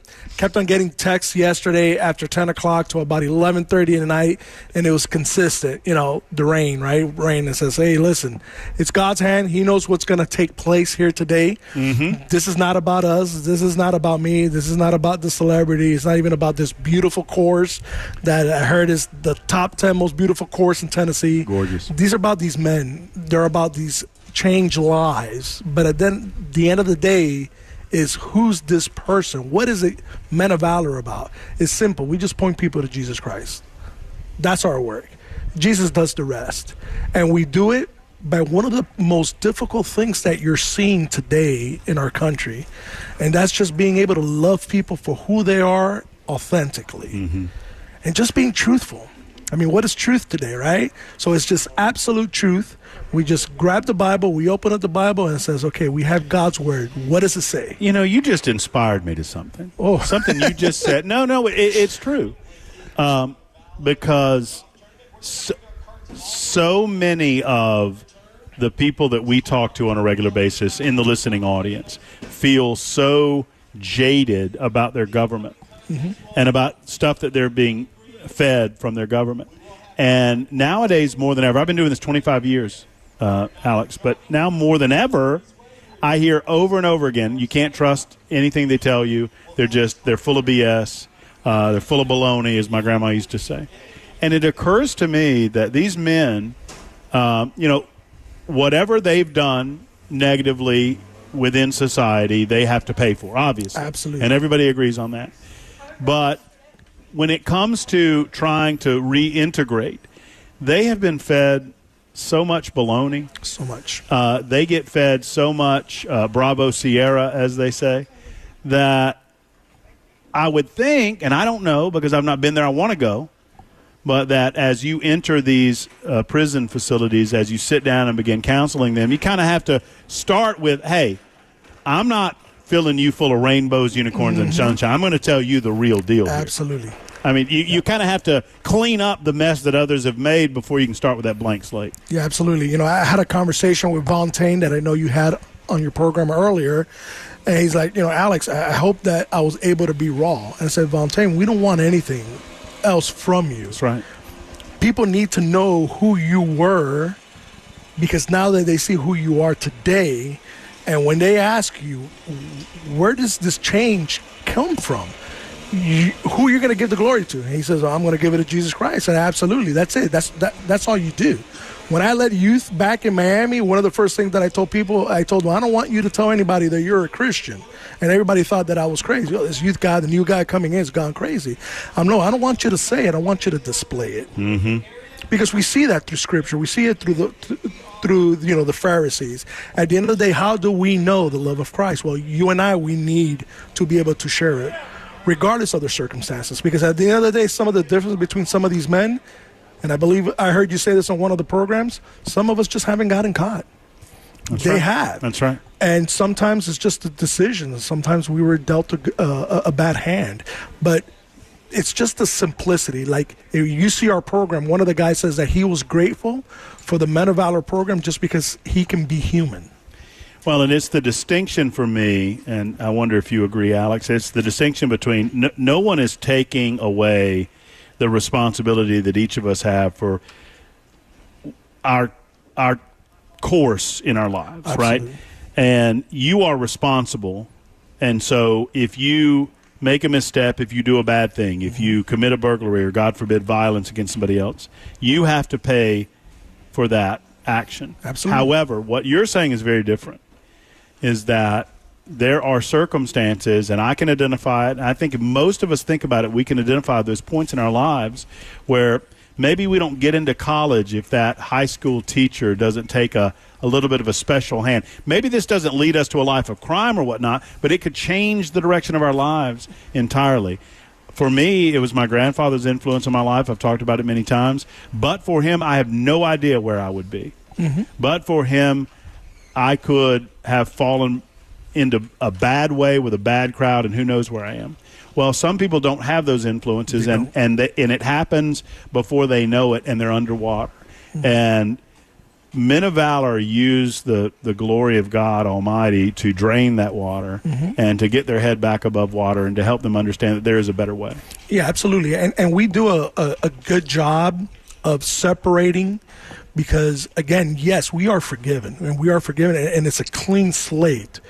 But we still made a decision, and that decision has an outcome. Mm-hmm. And because, like you said, we're still responsible. We hear the story of David. He was a man after God's own heart. But he committed an offense, and we know what happened to the first child of David. That does not get erased. We still have to deal with our own consequences. Now, we're talking about something greater, something eternal. So, absolutely, we never dismiss, these things. But at the end of the day, the statistics do not lie. It says 98% of the people are going to be released. And out of that 98%, almost 70% are going to return within 3 years, which is the recidivism rate nationwide. Mm-hmm. Guess what? These people are going to be your neighbors. They're going to live with you. What kind of neighbor you want? So what we do is not only do we reconcile man to God, we reconcile men to their families, but we reconcile them to the communities. And most of these men will kind of tell you the same at the end of their 1 year journey with us, is that I've gone from being a taker to a giver of the community. Because by the time they're done with Men of Valor, they've known to go to church. They know to serve in the community. They know to do outreach programs. They know how to budget. They no longer have the needs. They know that they no longer need a coping mechanism to deal with a lot of the drugs and the trauma that's been just underlining. Mm-hmm. So that's what we do. That's what Men of Valor doesn't do. We don't excuse them, but we build them to be men that will give back to the community. Alex Perez, our guest with Men of Valor. You mentioned you've been here about a year now? So actually, a year and 7 months. I started with them January 1st, 2023. What was that connection like? I mean, how did that come to be? So we know God always underlining. My wife and I will be celebrating 27 years in November. Congratulations. Yeah, for the moment we got married, it was like, okay, we're not going to raise kids in Miami or South Florida. We tried many of times, got very close to get out. God said not yet. God just started moving things. I wore a lot of hats back in Miami, and summer of 2022, things started like, okay, this is going to happen. We actually did radio back in Miami. That was going to go, sold at the end of the year. Finally, we saw some doors. God, is this the time? Nashville, God put in our daughter's heart to come to Nashville. We only knew one person, and I knew one person in Knoxville, Nilsa, that worked for Men of Valor. And she told me, hey, call them up. I heard they're hiring in Nashville. I was like, great, that's where I'm thinking about going. The work that I was doing in Miami was with drug-free coalitions, doing drug-free prevention and mental health awareness with our youth and families. And they also were hiring at Sumner County Drug-Free Coalition. And I thought, well, that was going to be the job. Is what I'm doing here. They're looking for a director. But when I got back home, there was something about Men of Valor, talking with Kurt, Mike Check, and Raul, and with these people that I interview and other people. When I came back, even though I was telling my friends and mentors and people, I was like, yeah, I'm going to do this job. He says, yeah, I know that's what you want to do. But when you talk about Men of Valor, there's something that happens to your body language. So I took a leap of faith. I called them up. I'll accept it. And I can tell you, I'm 53 years old, and even though we may preach this a lot and saying God is still doing a new thing, sometimes we don't take those advice for ourselves. And I can tell you that no matter where you are in your life, God is still doing a new thing. And today I can tell you this. I am doing the work today that I was called to do. It's purpose. I love what I do. And if it's God's plan, because I know sometimes we can do the plans, He directs the steps, but I'm retiring with Men of Valor. There's nothing else that brings me purpose outside of my family than Men of Valor. The organization is statewide now. Yes. Right? So if is there another organization like this in America, to your knowledge? So are there other organizations? So we were actually asked that question the other day. We were touring an organization, which we always say that's one of the best ways you can really know, because like a golf classic and the breakfast are great. Up to you don't walk into our campus, one of our reentry campus. We have one in Antioch and then one in Knoxville. That's when you see the true essence of the DNA of what Men of Valor really stands for. So we're doing a tour, and then our great leader, Kurt Campbell, that he does more of the programming, Rose more of our executive director, he was asked that question. And at the end of the day, as much as thinking, he's been out to Texas, he's been out to Nevada, they've been down to Florida and Georgia.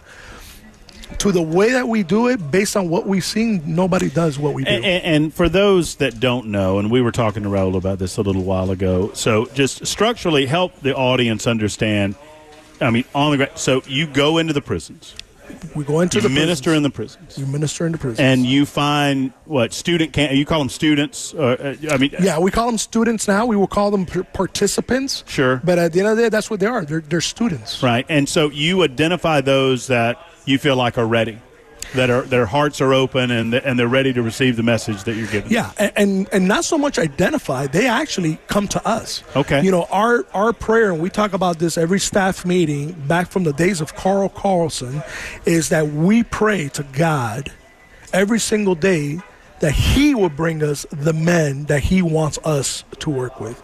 So we believe that everybody that steps a foot into one of the programs inside the prisons or the jails, which we're basically in all the prisons in Tennessee, meaning that we have an ordained chaplain of Men of Valor staff there present. So they do discipleship groups, they do church services. So they just hear about it. So they come and they show up. It's the same thing that we do in the jails, and then when they come into our program. But these are men that God and then has when they leave the penal system, they graduate to campus. Some of them do. How does that work? So some of them will get into the program. Some of them have gone to halfway houses. Okay. Sometimes, depending on what their condition for the release is, that they have to do some kind of 3-month program. But some of them will have the option to coming to Men of Valor. And there's strenuous application process, not to disqualify anybody, but this is probably going to be their hardest year that they have to do, because they have to be committed to do what they do. And once they're accepted and we have a bed and a room for them, and then they come onto our campus. So and then we have great volunteers. Most of the time it's not volunteers, not even staff. They'll go and pick up the man. As soon as he gets out of jail and as soon as he gets out of prison, they'll go and take him a meal, get him acclimated before they walk into this beautiful campus. And then they come into this campus, and then they start the process. Like today, the guys that you're seeing out here at the Golf Classic is what we call our 30-day guys. Because for the first 30-day guys, they're not, no fees are due. We're not getting them work yet, even though we're starting that process, because some of them, we found out that there was a man that has spent 32 years in prison. And his first experience was walking onto Valor Ridge.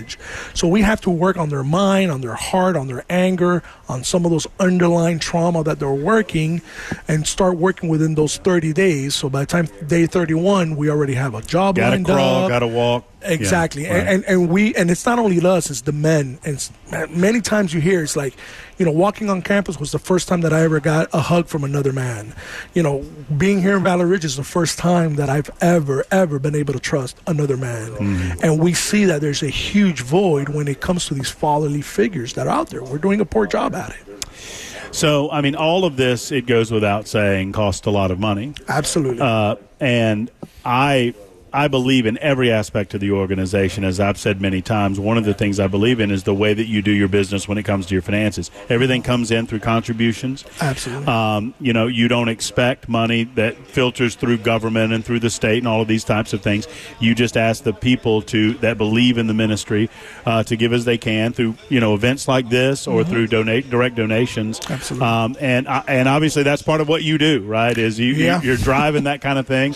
How can people offer service, or how can they offer financial contributions? So right now, specifically, because we are here at our second annual Rudy Kalis Celebrity Golf Classic. How about that guy? Yeah, huh? man, he is, man. What a legend! And He is. it just humbles us, the people that come along, and we call our Men of Valor friends.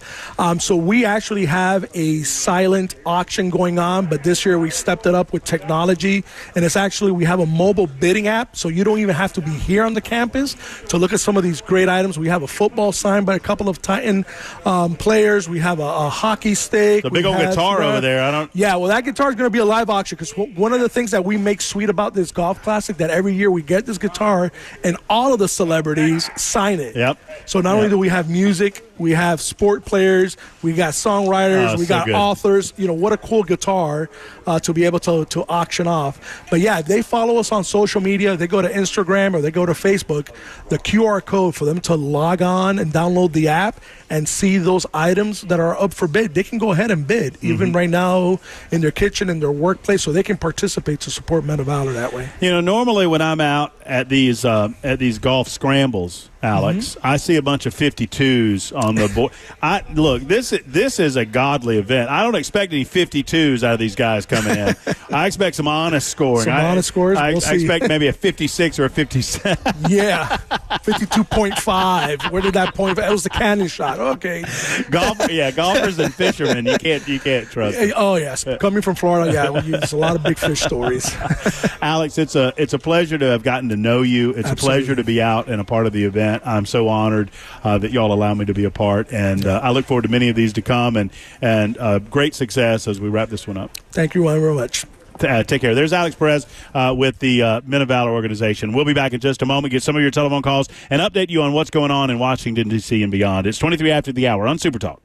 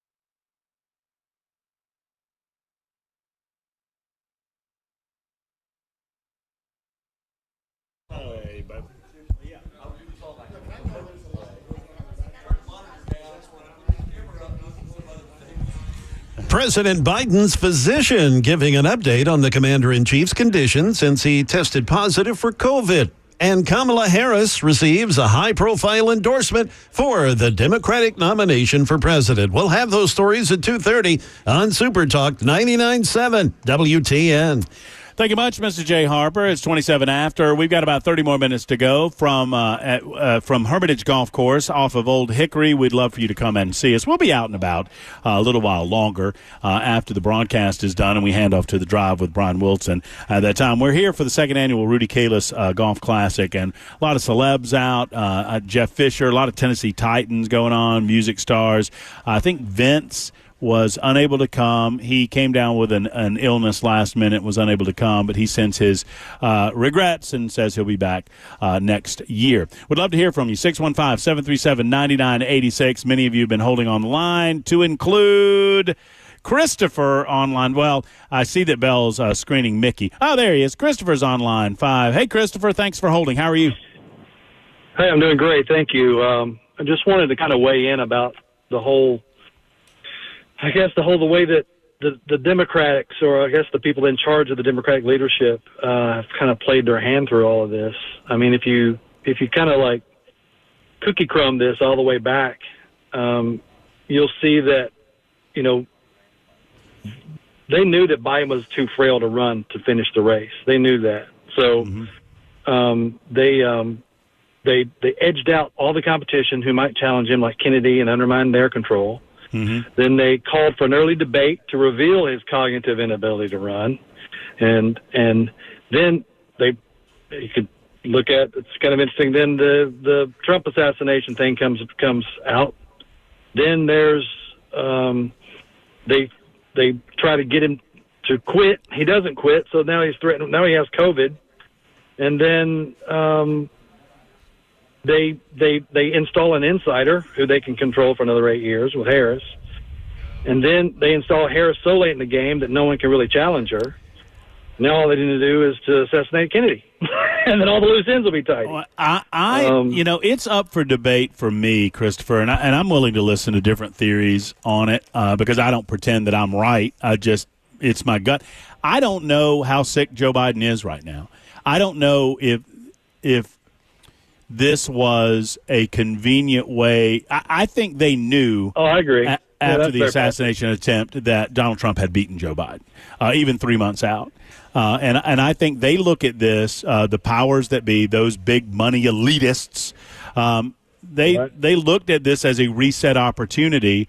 And it's a Hail Mary either way. I mean, Kamala Harris is an absolute Hail Mary, but at very least, even if it doesn't work, which it probably won't, you get her out of the way because I think she's damaged goods, and you kind of clean the slate for 2028 if they're thinking that long term. But I would agree with you completely that everything leading up to that debate on June 27th was out of the belief that Joe Biden couldn't get to November. Yeah, it was an early. They called it early. I was surprised when they called an early debate. I mean, they had to have time for the world to know that he's incapable, and then have time to whoever they're going to put in his place, which probably Harris, because she has the money. You know, she can still use the money that they've raised. Right. Give her time to use it. Now, I mean, this is really pie in the sky kind of thing, but, you know, if you do remove Trump from the picture, I mean, it's Harris, right? I mean, she's still the one. Well, Chris Hand asked me this question during our crossover between his show and mine, is that, God forbid, if the assassination attempt on Trump's life was successful, do I think that Biden would – I think Biden would still be in the race. I don't think so. Well, I mean, it's just my opinion on it. But I hope that you do a show that talks about some of the other. I mean, they seem crazy when you hear them, but when you look at the videos and the way they put it together, that how there's potentially more than one shooter, it's crazy. But it's hard to look away from. Well, I'll address that in just a moment. Christopher, thank you for the call. I've got to get to news. Jay Harper's patiently waiting to deliver some news headlines. But I will say, Christopher, that I don't dismiss anything. I appreciate all the callers. I appreciate the way that you're thinking. I do not for a second believe there was a second shooter. Nothing that I've seen compels me from an evidentiary standpoint to believe that. But you know what? I'm willing to be proven wrong, but nothing from a ballistic standpoint demonstrates to me that there was any sort of second shooter. And until I see some fairly compelling evidence. Now, I'm not saying that the narrative is correct because I don't believe that for a second either. It is 33 after the hour. My apologies to Jay, who's patiently waiting to give you these headlines on Super Talk 99.7 WTN.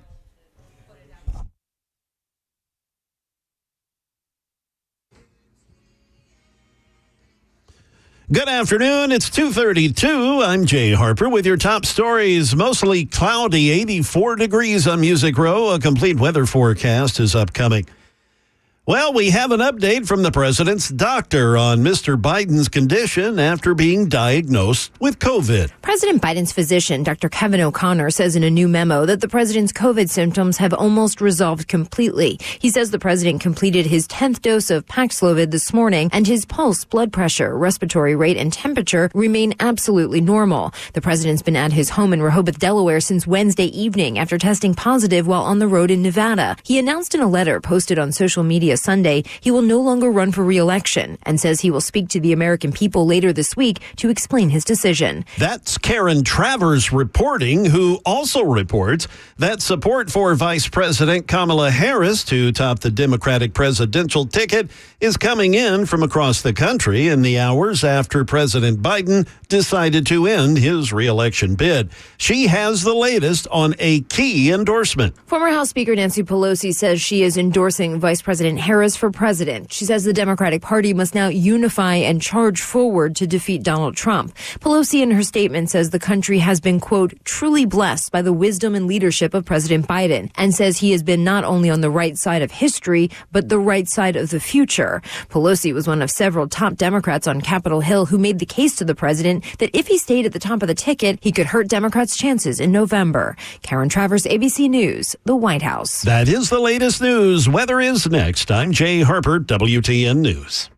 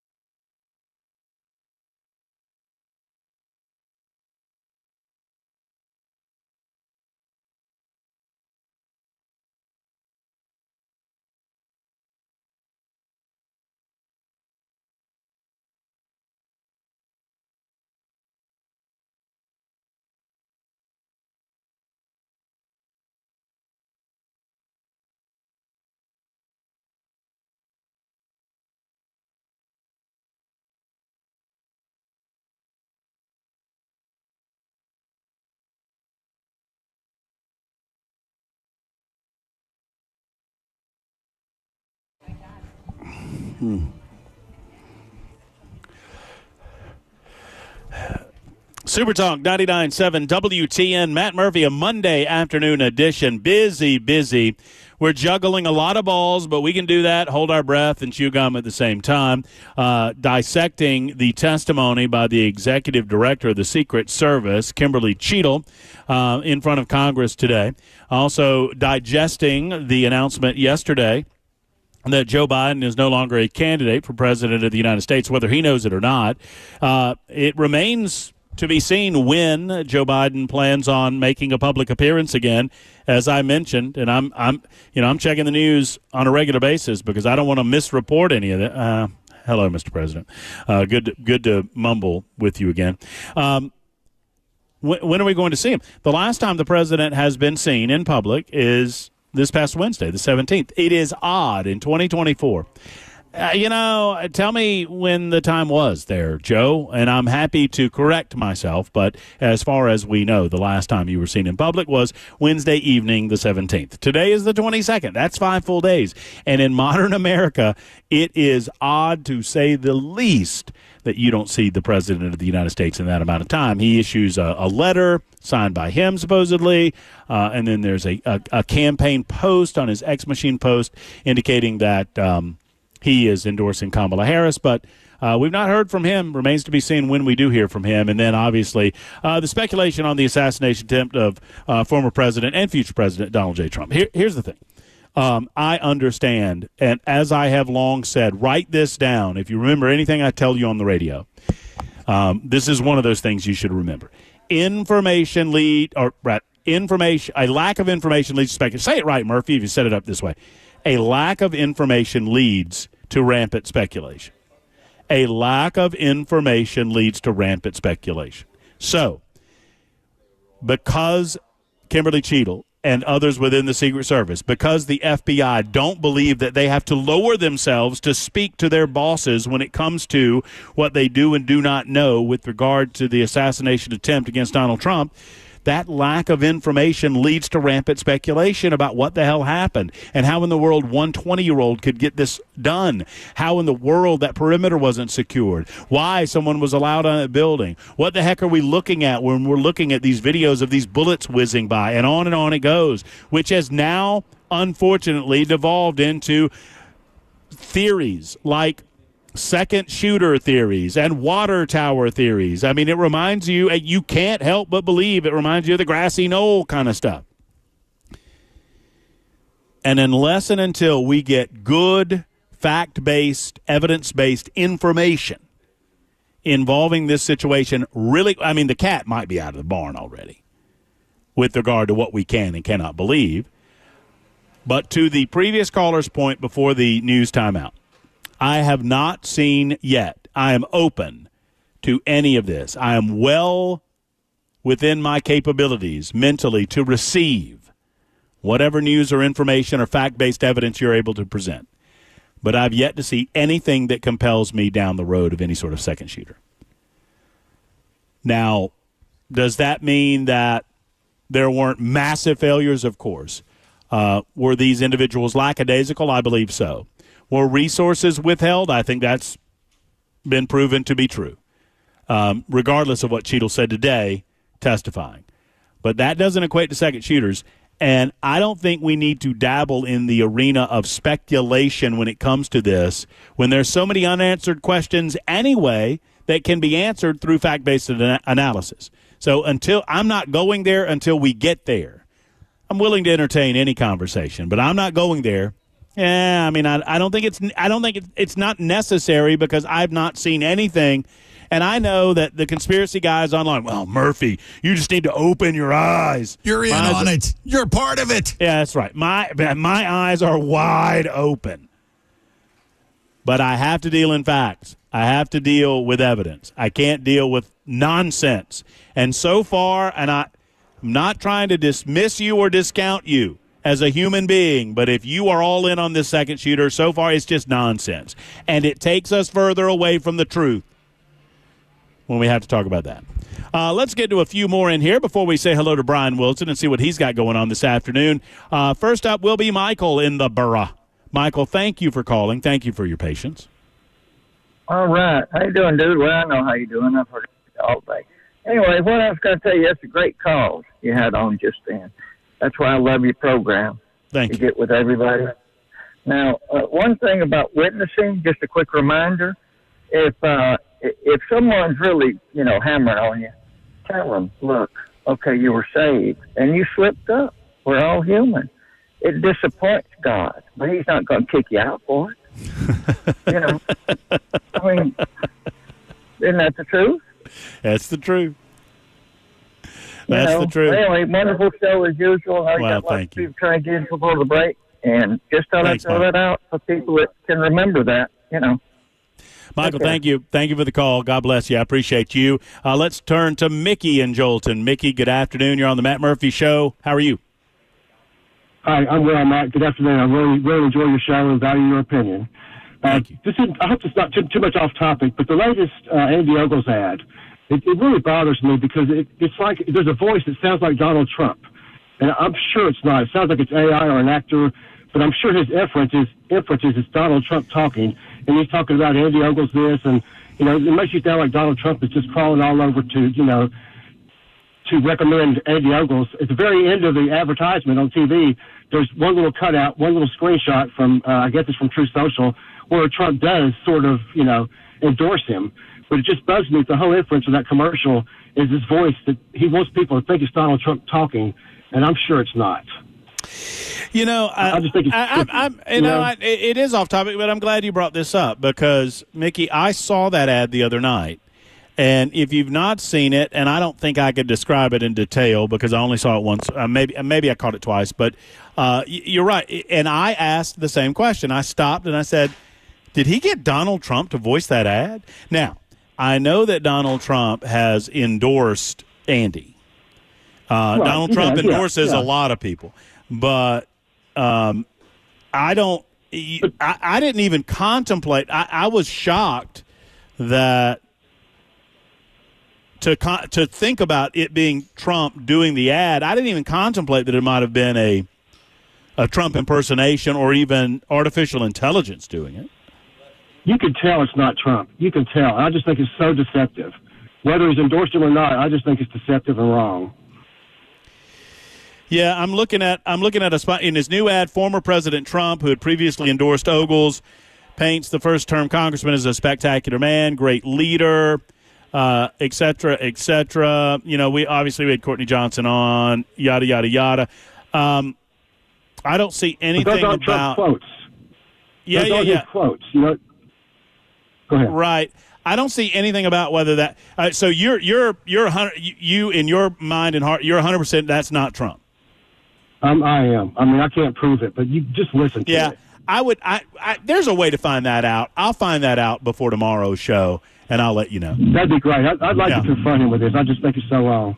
Well, I will say this, and thank you, Mickey, for the call out of Jolton. We appreciate you. I will say this. If that's not Trump, they better have something on that ad that says it's not Trump. Now, I only saw it once. I was walking through the living room. But if you don't know, Andy's running these ads. He's got Courtney Johnson nipping at his heels. She's got a lot of money. She was on the show last week. And, I'll let y'all decide how you're voting in that. I got to figure that out for myself because I live in that district. But Andy is running an ad in which he says, I'm endorsed by Trump. And then Trump starts talking and talks about what a good job he's done and what a spectacular first-term congressman he's been, et cetera, et cetera. And it sounded choppy, and I thought, well, of course they're just editing it. They have to edit it. It's probably Trump talking for 30 minutes about a lot of different people, and they chopped it up to make it Andy specific. I never considered it being AI or a Trump impersonator.